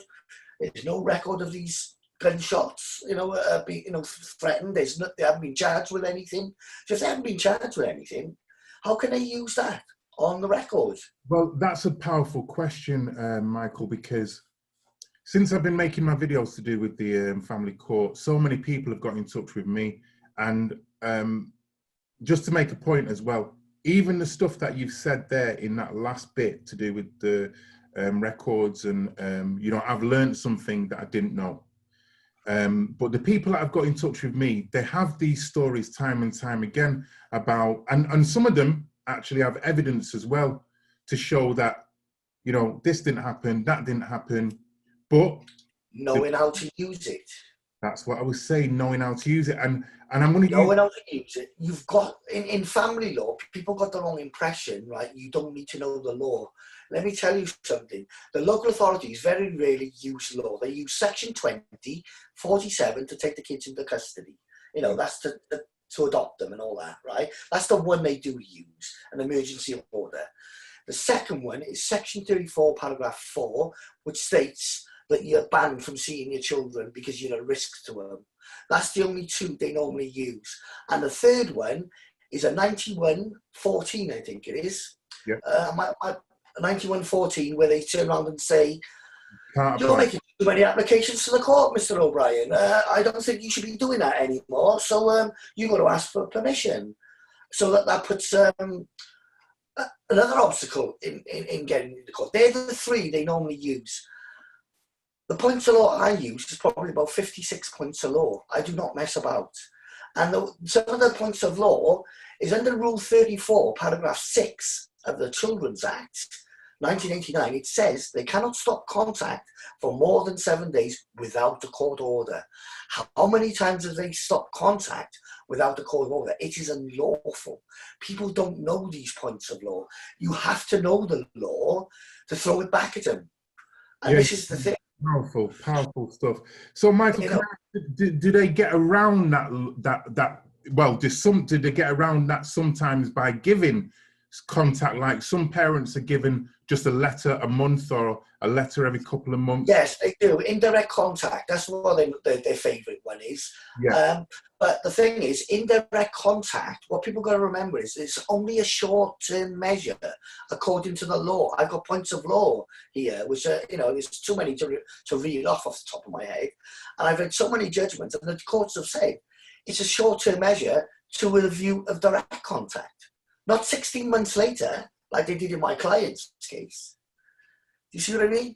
So, you know, you've got to know how to apply the law, but you've got to know the law as well. I mean, parents' responsibility. They always like to take away parents' responsibility. If you've got a criminal conviction and they want to change the surname of the child, they're not allowed to do it. Section 33, paragraph 1 says you're not allowed to change the children's surname unless you ask permission from the persons who've got parents' responsibility.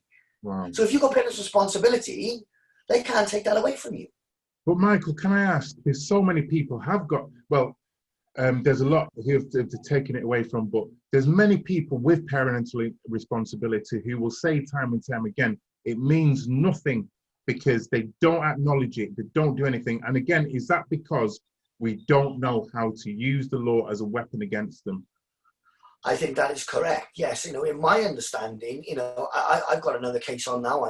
I'm due up in court. I've got a 3-day trial in January, and I mean, this guy has got wrongfully imprisoned for sexual offences. You know what I mean? I'll be quite honest with you. Historical, you know, his word against hers. There's some evidence there that she had lied. You know, and we're getting more and more evidence. But he's trying to see his children, and because of that conviction. They're trying to stop him from taking away his parents' responsibility, change the surname, ban him from seeing his children, not even in direct contact, only letterbox contact they're trying to give him. And I've pointed out the law, and the section 2, I think it's paragraph 27, it says you cannot take away your parents' responsibility unless you've got a court order. But they're still trying to do it.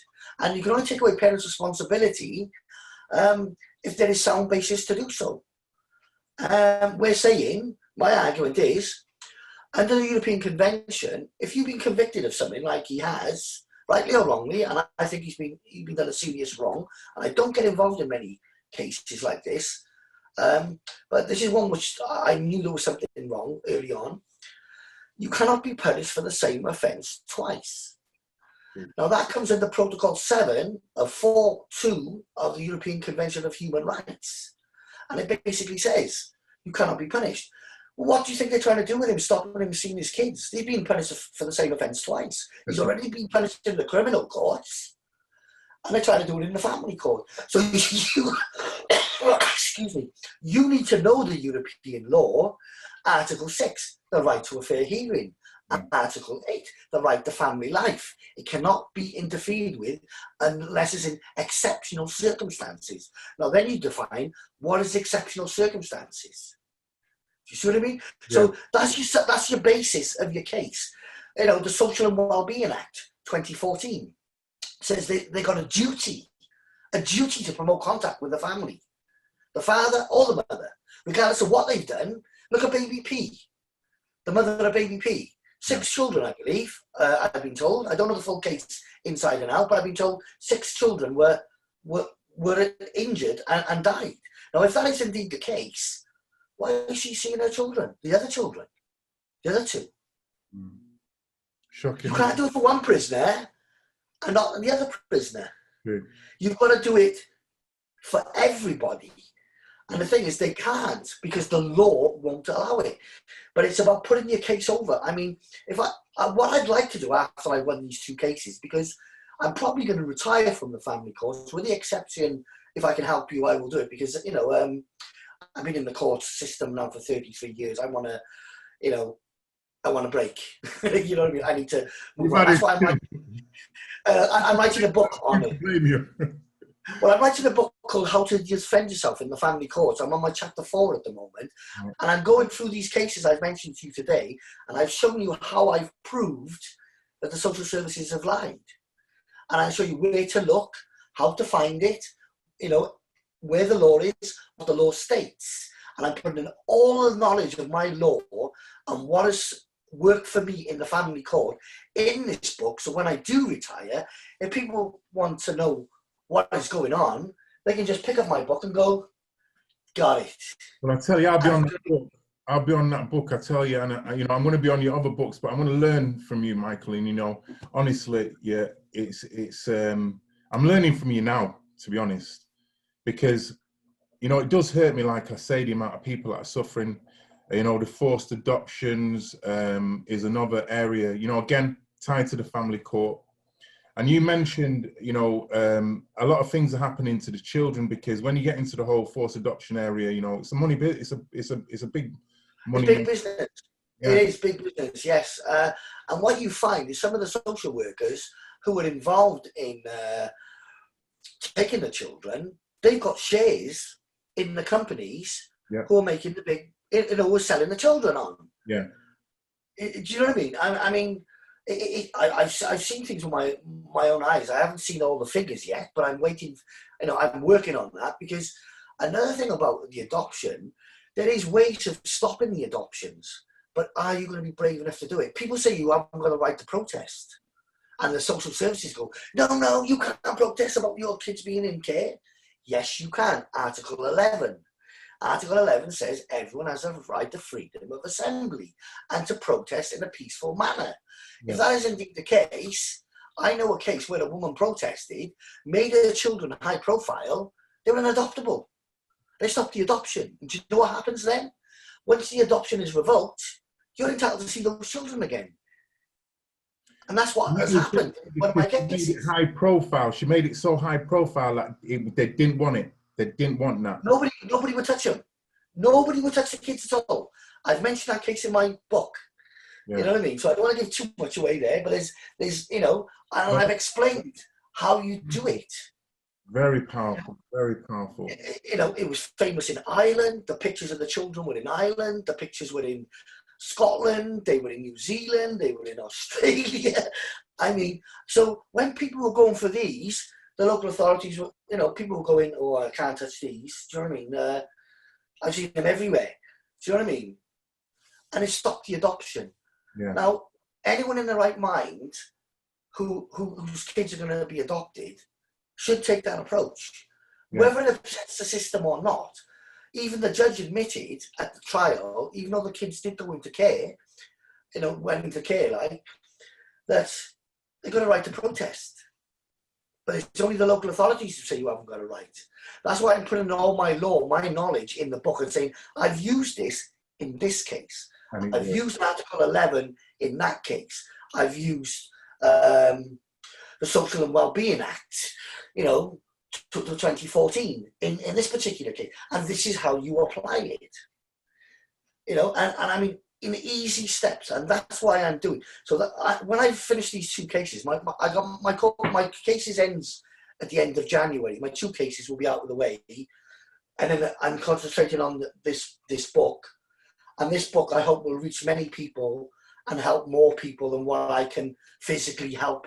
Yeah, you know, because I'm only one person. Well, honestly, Michael, I hope so, because you know, this stuff is tied into the children trafficking, the child trafficking stuff and all that. And a lot of people, when you talk about this stuff, yeah, they say that you're being a bit conspiratorial, but, you know, there's children going missing. There's this whole paedophile problem. All this stuff, yeah, needs addressing, because the children are being abused. The parents are being abused. But one of the things I want to say as well is that many of the parents are afraid to protest in these ways and fight in these ways because they fear going to prison. You know, many mothers have been locked up. Many fathers have been locked up. I have been locked up. You know, I've got the Attorney General threatening me, you know, saying to prosecute me for videos, because one of the main things which maybe you can speak of is the secrecy of the family court, you know. Well, we all know the secrecy. I mean, I'm sworn to secrecy that I'm not allowed to mention the children's names, and I have mentioned no names today. So nobody can say that I would be in contempt of court, because if I mention the children's names, I'd find myself in your position. You know what I mean? Because, you know, the court states, and as a Mackenzie friend, my first duty is to the courts, to assist the courts to make the right decision. And if I spoke out about the children and named them, I could go to prison. Yeah. You know, that rule applies to me as well, you know. But the secrecy surrounding the court and, you know, the Guardian, and it's supposed to be independent again. Well, I've seen more independent on an adjudication with a prison governor. Do you know what I mean? That you know, at least now and again you get, you know, you might get a not guilty on a small charge. In the family courts, you've had it. You've had it, yeah. You've had it. You know, they make up their minds. That's it. And I think that the family court should be opened up to scrutiny, because once the public see what actually goes on, they would be mortified. Honestly. I think that average Joe Bloggs on the street would be mortified and would not allow this to happen. That's why it's all in secrecy. And the other thing is as well, it might not be as prevalent as it was many years ago, but there is Freemasonry involved. You know what I mean? The Old Boys Brigade. Oh. And shock horror, you know, we even mentioned the word Freemason. You know? Listen, I can't speak to you anymore. Wait, listen, okay. I meant listen, let's bring it on. The Freemasons. Involved with the police, solicitors, judges, you name it, they're all involved. Magistrates, yep. And they're all in a secret society. And what is the family courts? A secret society, because they want to keep everything behind closed doors and they don't want people to know what's going on. It's like if you knock on the Freemasons' doors, unless you're one of their mates, they ain't letting you in. No. It's as simple as that. You don't follow their protocols, you know, you're out on your ear, and you might be charged for something you haven't done, by the way, as well. So, you know what I mean? Just to discredit you, like, you know what I mean? And muddy your name a little bit, like, you know what I mean? I've had all that. So I'm under no illusions, you know what I mean? I'm not saying this is but yeah, you know, and this is what it's all about. Mm. This is what people got to understand. You know, people go, oh, he's a conspiracy theorist. Why? Because you tell the truth. Because that's what it boils down to. It's like people say, oh, Mike, you're paranoid. No, I'm not paranoid. I'm totally aware of what's going on. That's the difference. Yeah. I'm switched on. Well, anybody across the country, yeah, go do a search and find your Freemason Hall in every city. In every city, you'll find your Freemason Hall. Right here in Preston, the court is here. This Freemason place is about a few yards over there, you know. So when we talk about Freemasons, it's an area that is so secretive and needs addressing, because again, it would open up the understanding of what's actually going on. You know, I'm so shocked at what's happening, and again, I've become a target. You know, I've become a target now because obviously I've been exposing them in a way that's not acceptable to them. But again, it has to be done. You know.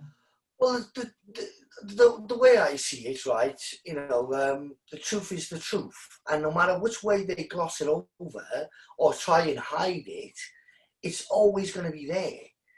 And you just got to bring it to the forefront. And that's not always easy, because they try and stop you at every opportunity. I mean, look at the prison officers getting involved in stopping me proving my innocence. What was that all about?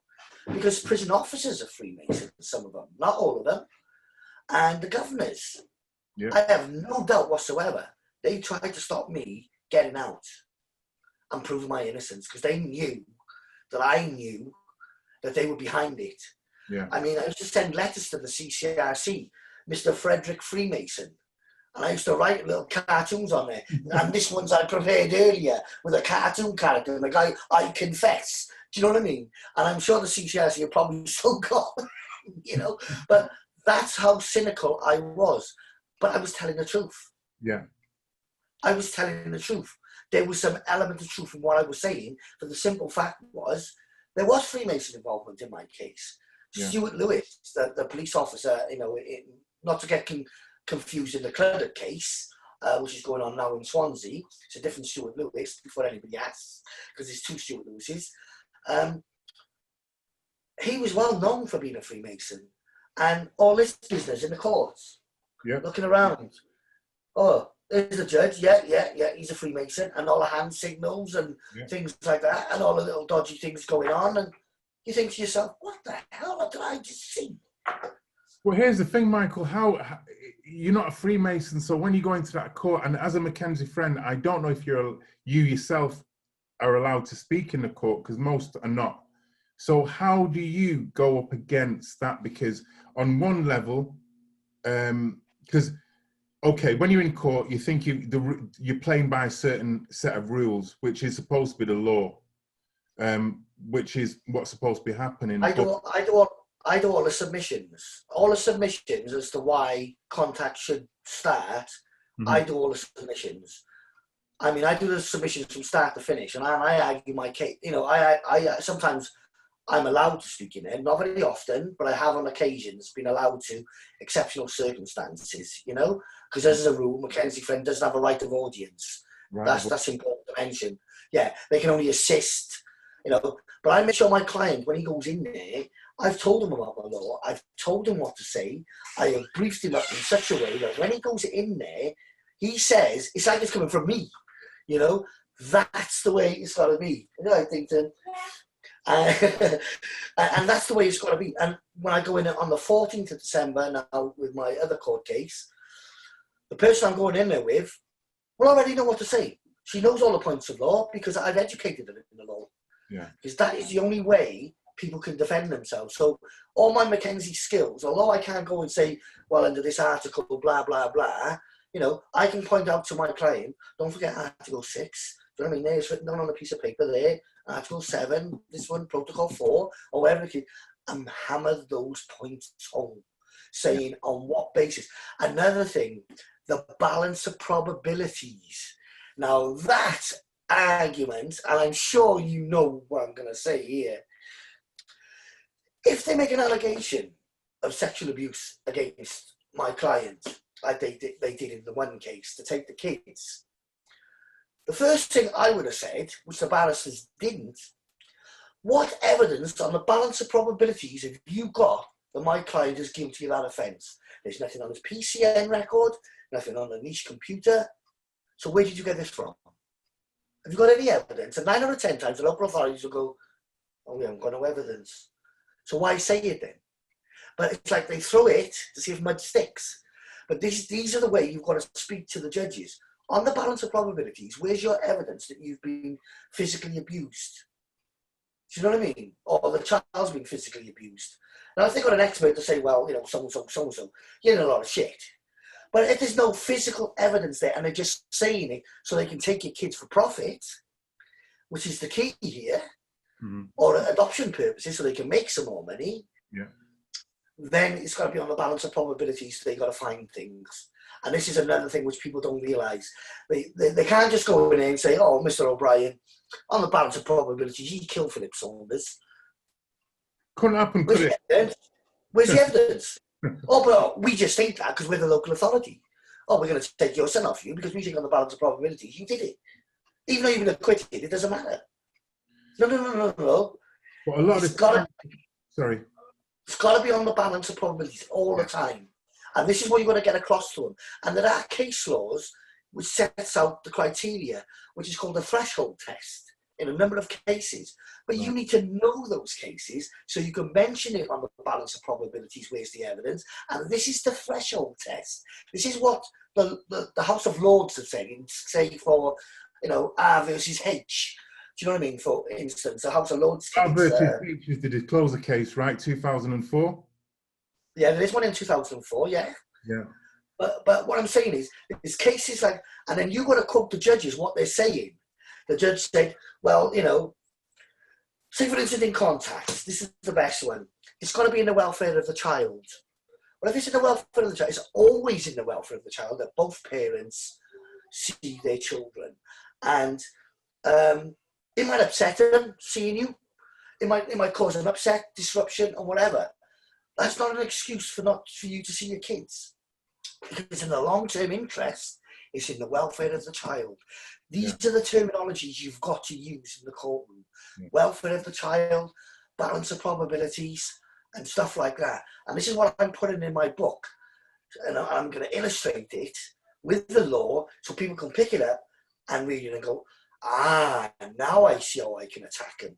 Yeah. You know, that's the thing. Now, I'm going to mention about the adoption. I'm going to mention about parents' responsibility. I'm going to mention about changing the surname, because they can't change the surname unless it's in the welfare of the children. Plus, under the Children's Act, it states they cannot do it unless you ask them the two people who've got parents' responsibility. If one says no, that's it. They can't change the name. End of. But not many people realise this. Well, a lot of people don't. I mean, when you say a lot of people don't realise this, I would say that the overwhelming majority don't know this. I don't know a lot of what you're saying. I can assure you that. And a lot of people think that I know quite a bit about stuff. So you can imagine, if I don't know what you're saying, then a lot of people are really in the dark. And that's why I'm trying to explain the best I can, in simplistic terms, how I work in the family court, what terminology you've got to use. I mean, I've got loads of cases I could talk to you about, B&A versus a child and stuff like that, 2014, what says about the welfare check and what is in the best interest of the children. M&M in 1973, where it says, this is the criteria for you to see your children and what's in the best interest again. I mean, all those cases are so important. They are. Because when you put them in, is that the onus is on the other side to disprove what you're saying. Because and if on the balance of probabilities, you can prove that the law is on your side, the judge has to go with that law. Right. But Michael, can I ask this? Yeah, you're talking very much about, because obviously if you're a Mackenzie friend, you're actively in a case that's not been decided. But one of the problems is as well, is that a lot of the times people are deciding stuff, especially in terms of harm. They're saying that they're a risk of future harm. There's no evidence of that. They've not harmed the child before, but they're saying that there's a risk of future harm. I'm hearing it over and over again. Yes, I've heard that one. Right? And when they've closed down the case, now your child is gone, the orders are there, you've got a closed adoption where you do not know where your child is. These are the kind of issues that people are speaking about. And I'm thinking, at that point, what is your way of fighting? Because it's about never giving up. What is your way of fighting? That is a very difficult one. I got to be honest with you. I've never come across this particular case like that. I know there are cases like that out there, but nobody's actually approached me to have a look at it to see if we can get it open. Because normally, once that adoption is done, that is it. You can't overturn it. That is a grave miscarriage of justice in itself. Listen, that is the problem. Once they adopt that child out, the only option you've got is the European Court of Human Rights, is to take a judicial review of their decision before it gets that far, so you can try and stop it before it gets to those stages. Yeah. If you're unsuccessful, then there's no redress. There's no independent body to look at the cases, which is wrong. Now, there should be an independent body to look at the cases. There should be an independent body to look at social services and say, if you've wrongly taken the kids, and this independent body goes, you've broken the law, you can't get them children back now. We need an independent body like that to stop those cases, like you just mentioned, from happening. So that's what I will be arguing in my book. That is another thing I'm going to argue. There should be an independent body. So if somebody has their kids taken off them and feel that they've been taken wrongfully in law and in principle, that they've got somebody to go to. Mm-hmm. But there is nobody there. And the independent body should mean that, independent. Now, I would say parents. What about parents? Say for instance, there was 12 people on the one case, and they looked at it as a parent, and from not from the local authorities' point of view, not from the family's point of view, but on the evidence. Yeah. You know what I mean? Be from up in law. You know what I mean? And the acts, they'd have to do a bit of work first before they can be set up. But I do think an independent body should be set up. Like in your case, mentioning a name, how has that become a criminal offence these days? I mean, where is the civil liberties? That's in the Crown Court. That's in the Crown Court. And Michael, you know something? I'm not one of these people that want to be shouting around people, you know, children's names. I don't want the children's names to be mentioned in the case, but in my case, it's a point of fact where they're actually preventing me from saying my children's names, so I don't speak about the corruption that's gone on. They're not really caring about the children, you know. So that's why I've said the names, and you know, it's just to, so I don't lose this point as well. Though I want to make the point that a lot of people like to say in these forced adoptions and stuff like this that, oh well, you know, the child was going to be in harm. But we spoke about the money aspect of this, and when children are being taken for monetary purposes, they are not taking away abused children to be adopted. They do not want children with problems. They want the nice little child that is valuable in the market, yeah? So a lot of these parents that are getting accused of harm, they've done nothing to their children, you know? Hello, little man. Hello. How you doing? Yeah, good. He wants a drink, doesn't he? Oh, listen. There's a drink on the table. Good to see you, little fella. And I'm sorry for keeping your dad away from you for so long. He'll be back with you soon. What do you mean? I mean that I've been talking to your dad. I've been learning stuff, because I tell you something, yeah? You've got a great daddy there. He's helping people. He's helping people like me. He's helping a lot of people that are in problems in the system. So I'm not going to keep... Like his friend Colin. Like a what?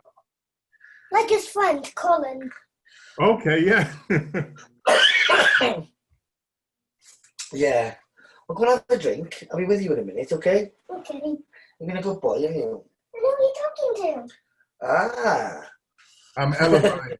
I'm ELAVI, and I'm gonna make a beautiful interview with this that's going on for people to see, and it's gonna be great. Well, don't forget to come here.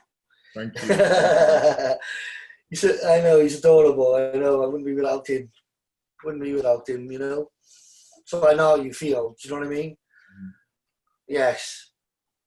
I tell you one thing. When I worked on one of these cases, I mean, they're mentally draining more than the criminal courts. I mean, it does take a lot out of you fighting for your children, your grandchildren, whatever it may be, you know, because the courts, family courts grind so slowly. Oh, yes. Yeah. At least with a criminal case, you get a date, you know you're on trial normally, yeah. And then you go through the, you know, yeah. With a family. You know what it is, Michael, yeah? The criminal system, like we've said, they make their money in a different way. But with the family court now, they do it in a way where they drag it out. The longer they drag it out, the longer they love the false allegations. They love it because they can have a finding of fact. They can set it a year, 6 months, a year down the line. You're trying to prove your innocence, and all along, they all know that you've done nothing. In my case, I had false allegations, and as soon as that happened, it's no longer about the welfare of the children. It's about you trying to prove that you've not done this, you've not done that. So, you know, what you're saying and the information that you're giving to people is, I can already feel like it's empowering, and I'm so thankful for you doing this, you know, and the work you're doing. Yeah. Well, you know, as I said, you know, I wish I could help everybody. I mean, I work long hours. I don't say much about my health. I have got a number of health problems. I don't talk about them much because I don't want people feeling sorry for me. But in the same token, people got to realise I'm only one man. Yeah. So what I try and do is try and find a solution. If I can't help everybody, then the only thing I can do is write about it, so there is something there for everybody. Yeah. And if you want to take the opportunity to buy the book and to help you, then they've got the opportunity for the sake of $9.99. Do you know what I mean? Or something like that, whatever the book comes out as. I don't know the prices, that's just off the top of my head. But at least I know that 11 books will help a lot of people because, you know, as I said, I've got a few health problems. None of us know when our time's up, but that book's always going to be there. True. That book is always going to be there. True. The law, same old law is going to be the same for many years to come. And if people can get their kids back, get contact or an adoption, or expose the local authorities for the false allegations they've made against their husbands or their wives, whatever the case may be. Yeah. I've done my job. Yeah. And that's to me is my purpose right now, is to get this book done, get it out there. I'm not interested in making money. I don't make money off my books. It all goes to charity. That's one thing I will say. You know, all my books, the money goes to charity. It's about helping others. I feel privileged that I have got a voice, a bigger voice than most, and it's about using it wisely. I had opportunities to do things which people can only imagine. You know, I could have been a TV presenter. I could have done other things in television, but I didn't want to join the system. That was the problem. Join the system. You didn't. No, I didn't want to become part of that system. Full well, what it done not only to me, but all the other people it's left behind. Stay quiet. You know, all the other people it's left behind. Because I feel for the people who are left behind. Because one day somebody's going to have to take over from me. I don't know who that's going to be, but somebody's going to come out of prison. They're going to have to take over from me, and that person who comes out, the chain follows all the time. You know, like evolution. You know, when one person comes, another one baby's born. It's the same sort of thing, and it's always going to be somebody coming through, like me, who's going to go, "Nah, this is wrong." You know, I live in a council place. I haven't got a posh house. I've had a posh house. I've had the sports cars. I've had it all. Don't mean nothing. Don't make you happy. You know, this is what makes me happy. No seeing justice. Yeah. Seeing justice done for people, to me, is the greatest form of achievement. You know what I mean? When you win a case and you see somebody reunited with their children, or somebody reunited with their family because they've been wrongfully imprisoned. I mean, just seeing the joy on their faces, you know, to me, that's more than what money could ever buy. And this is what people don't understand. You know what I mean? It's not about money. It's about helping people. I'm lucky that I've been privileged to write these books and get them out there. But if people say I'm a millionaire, no, sorry, that ain't me. You know? And it's not about that. It's about helping. That's beautiful, that.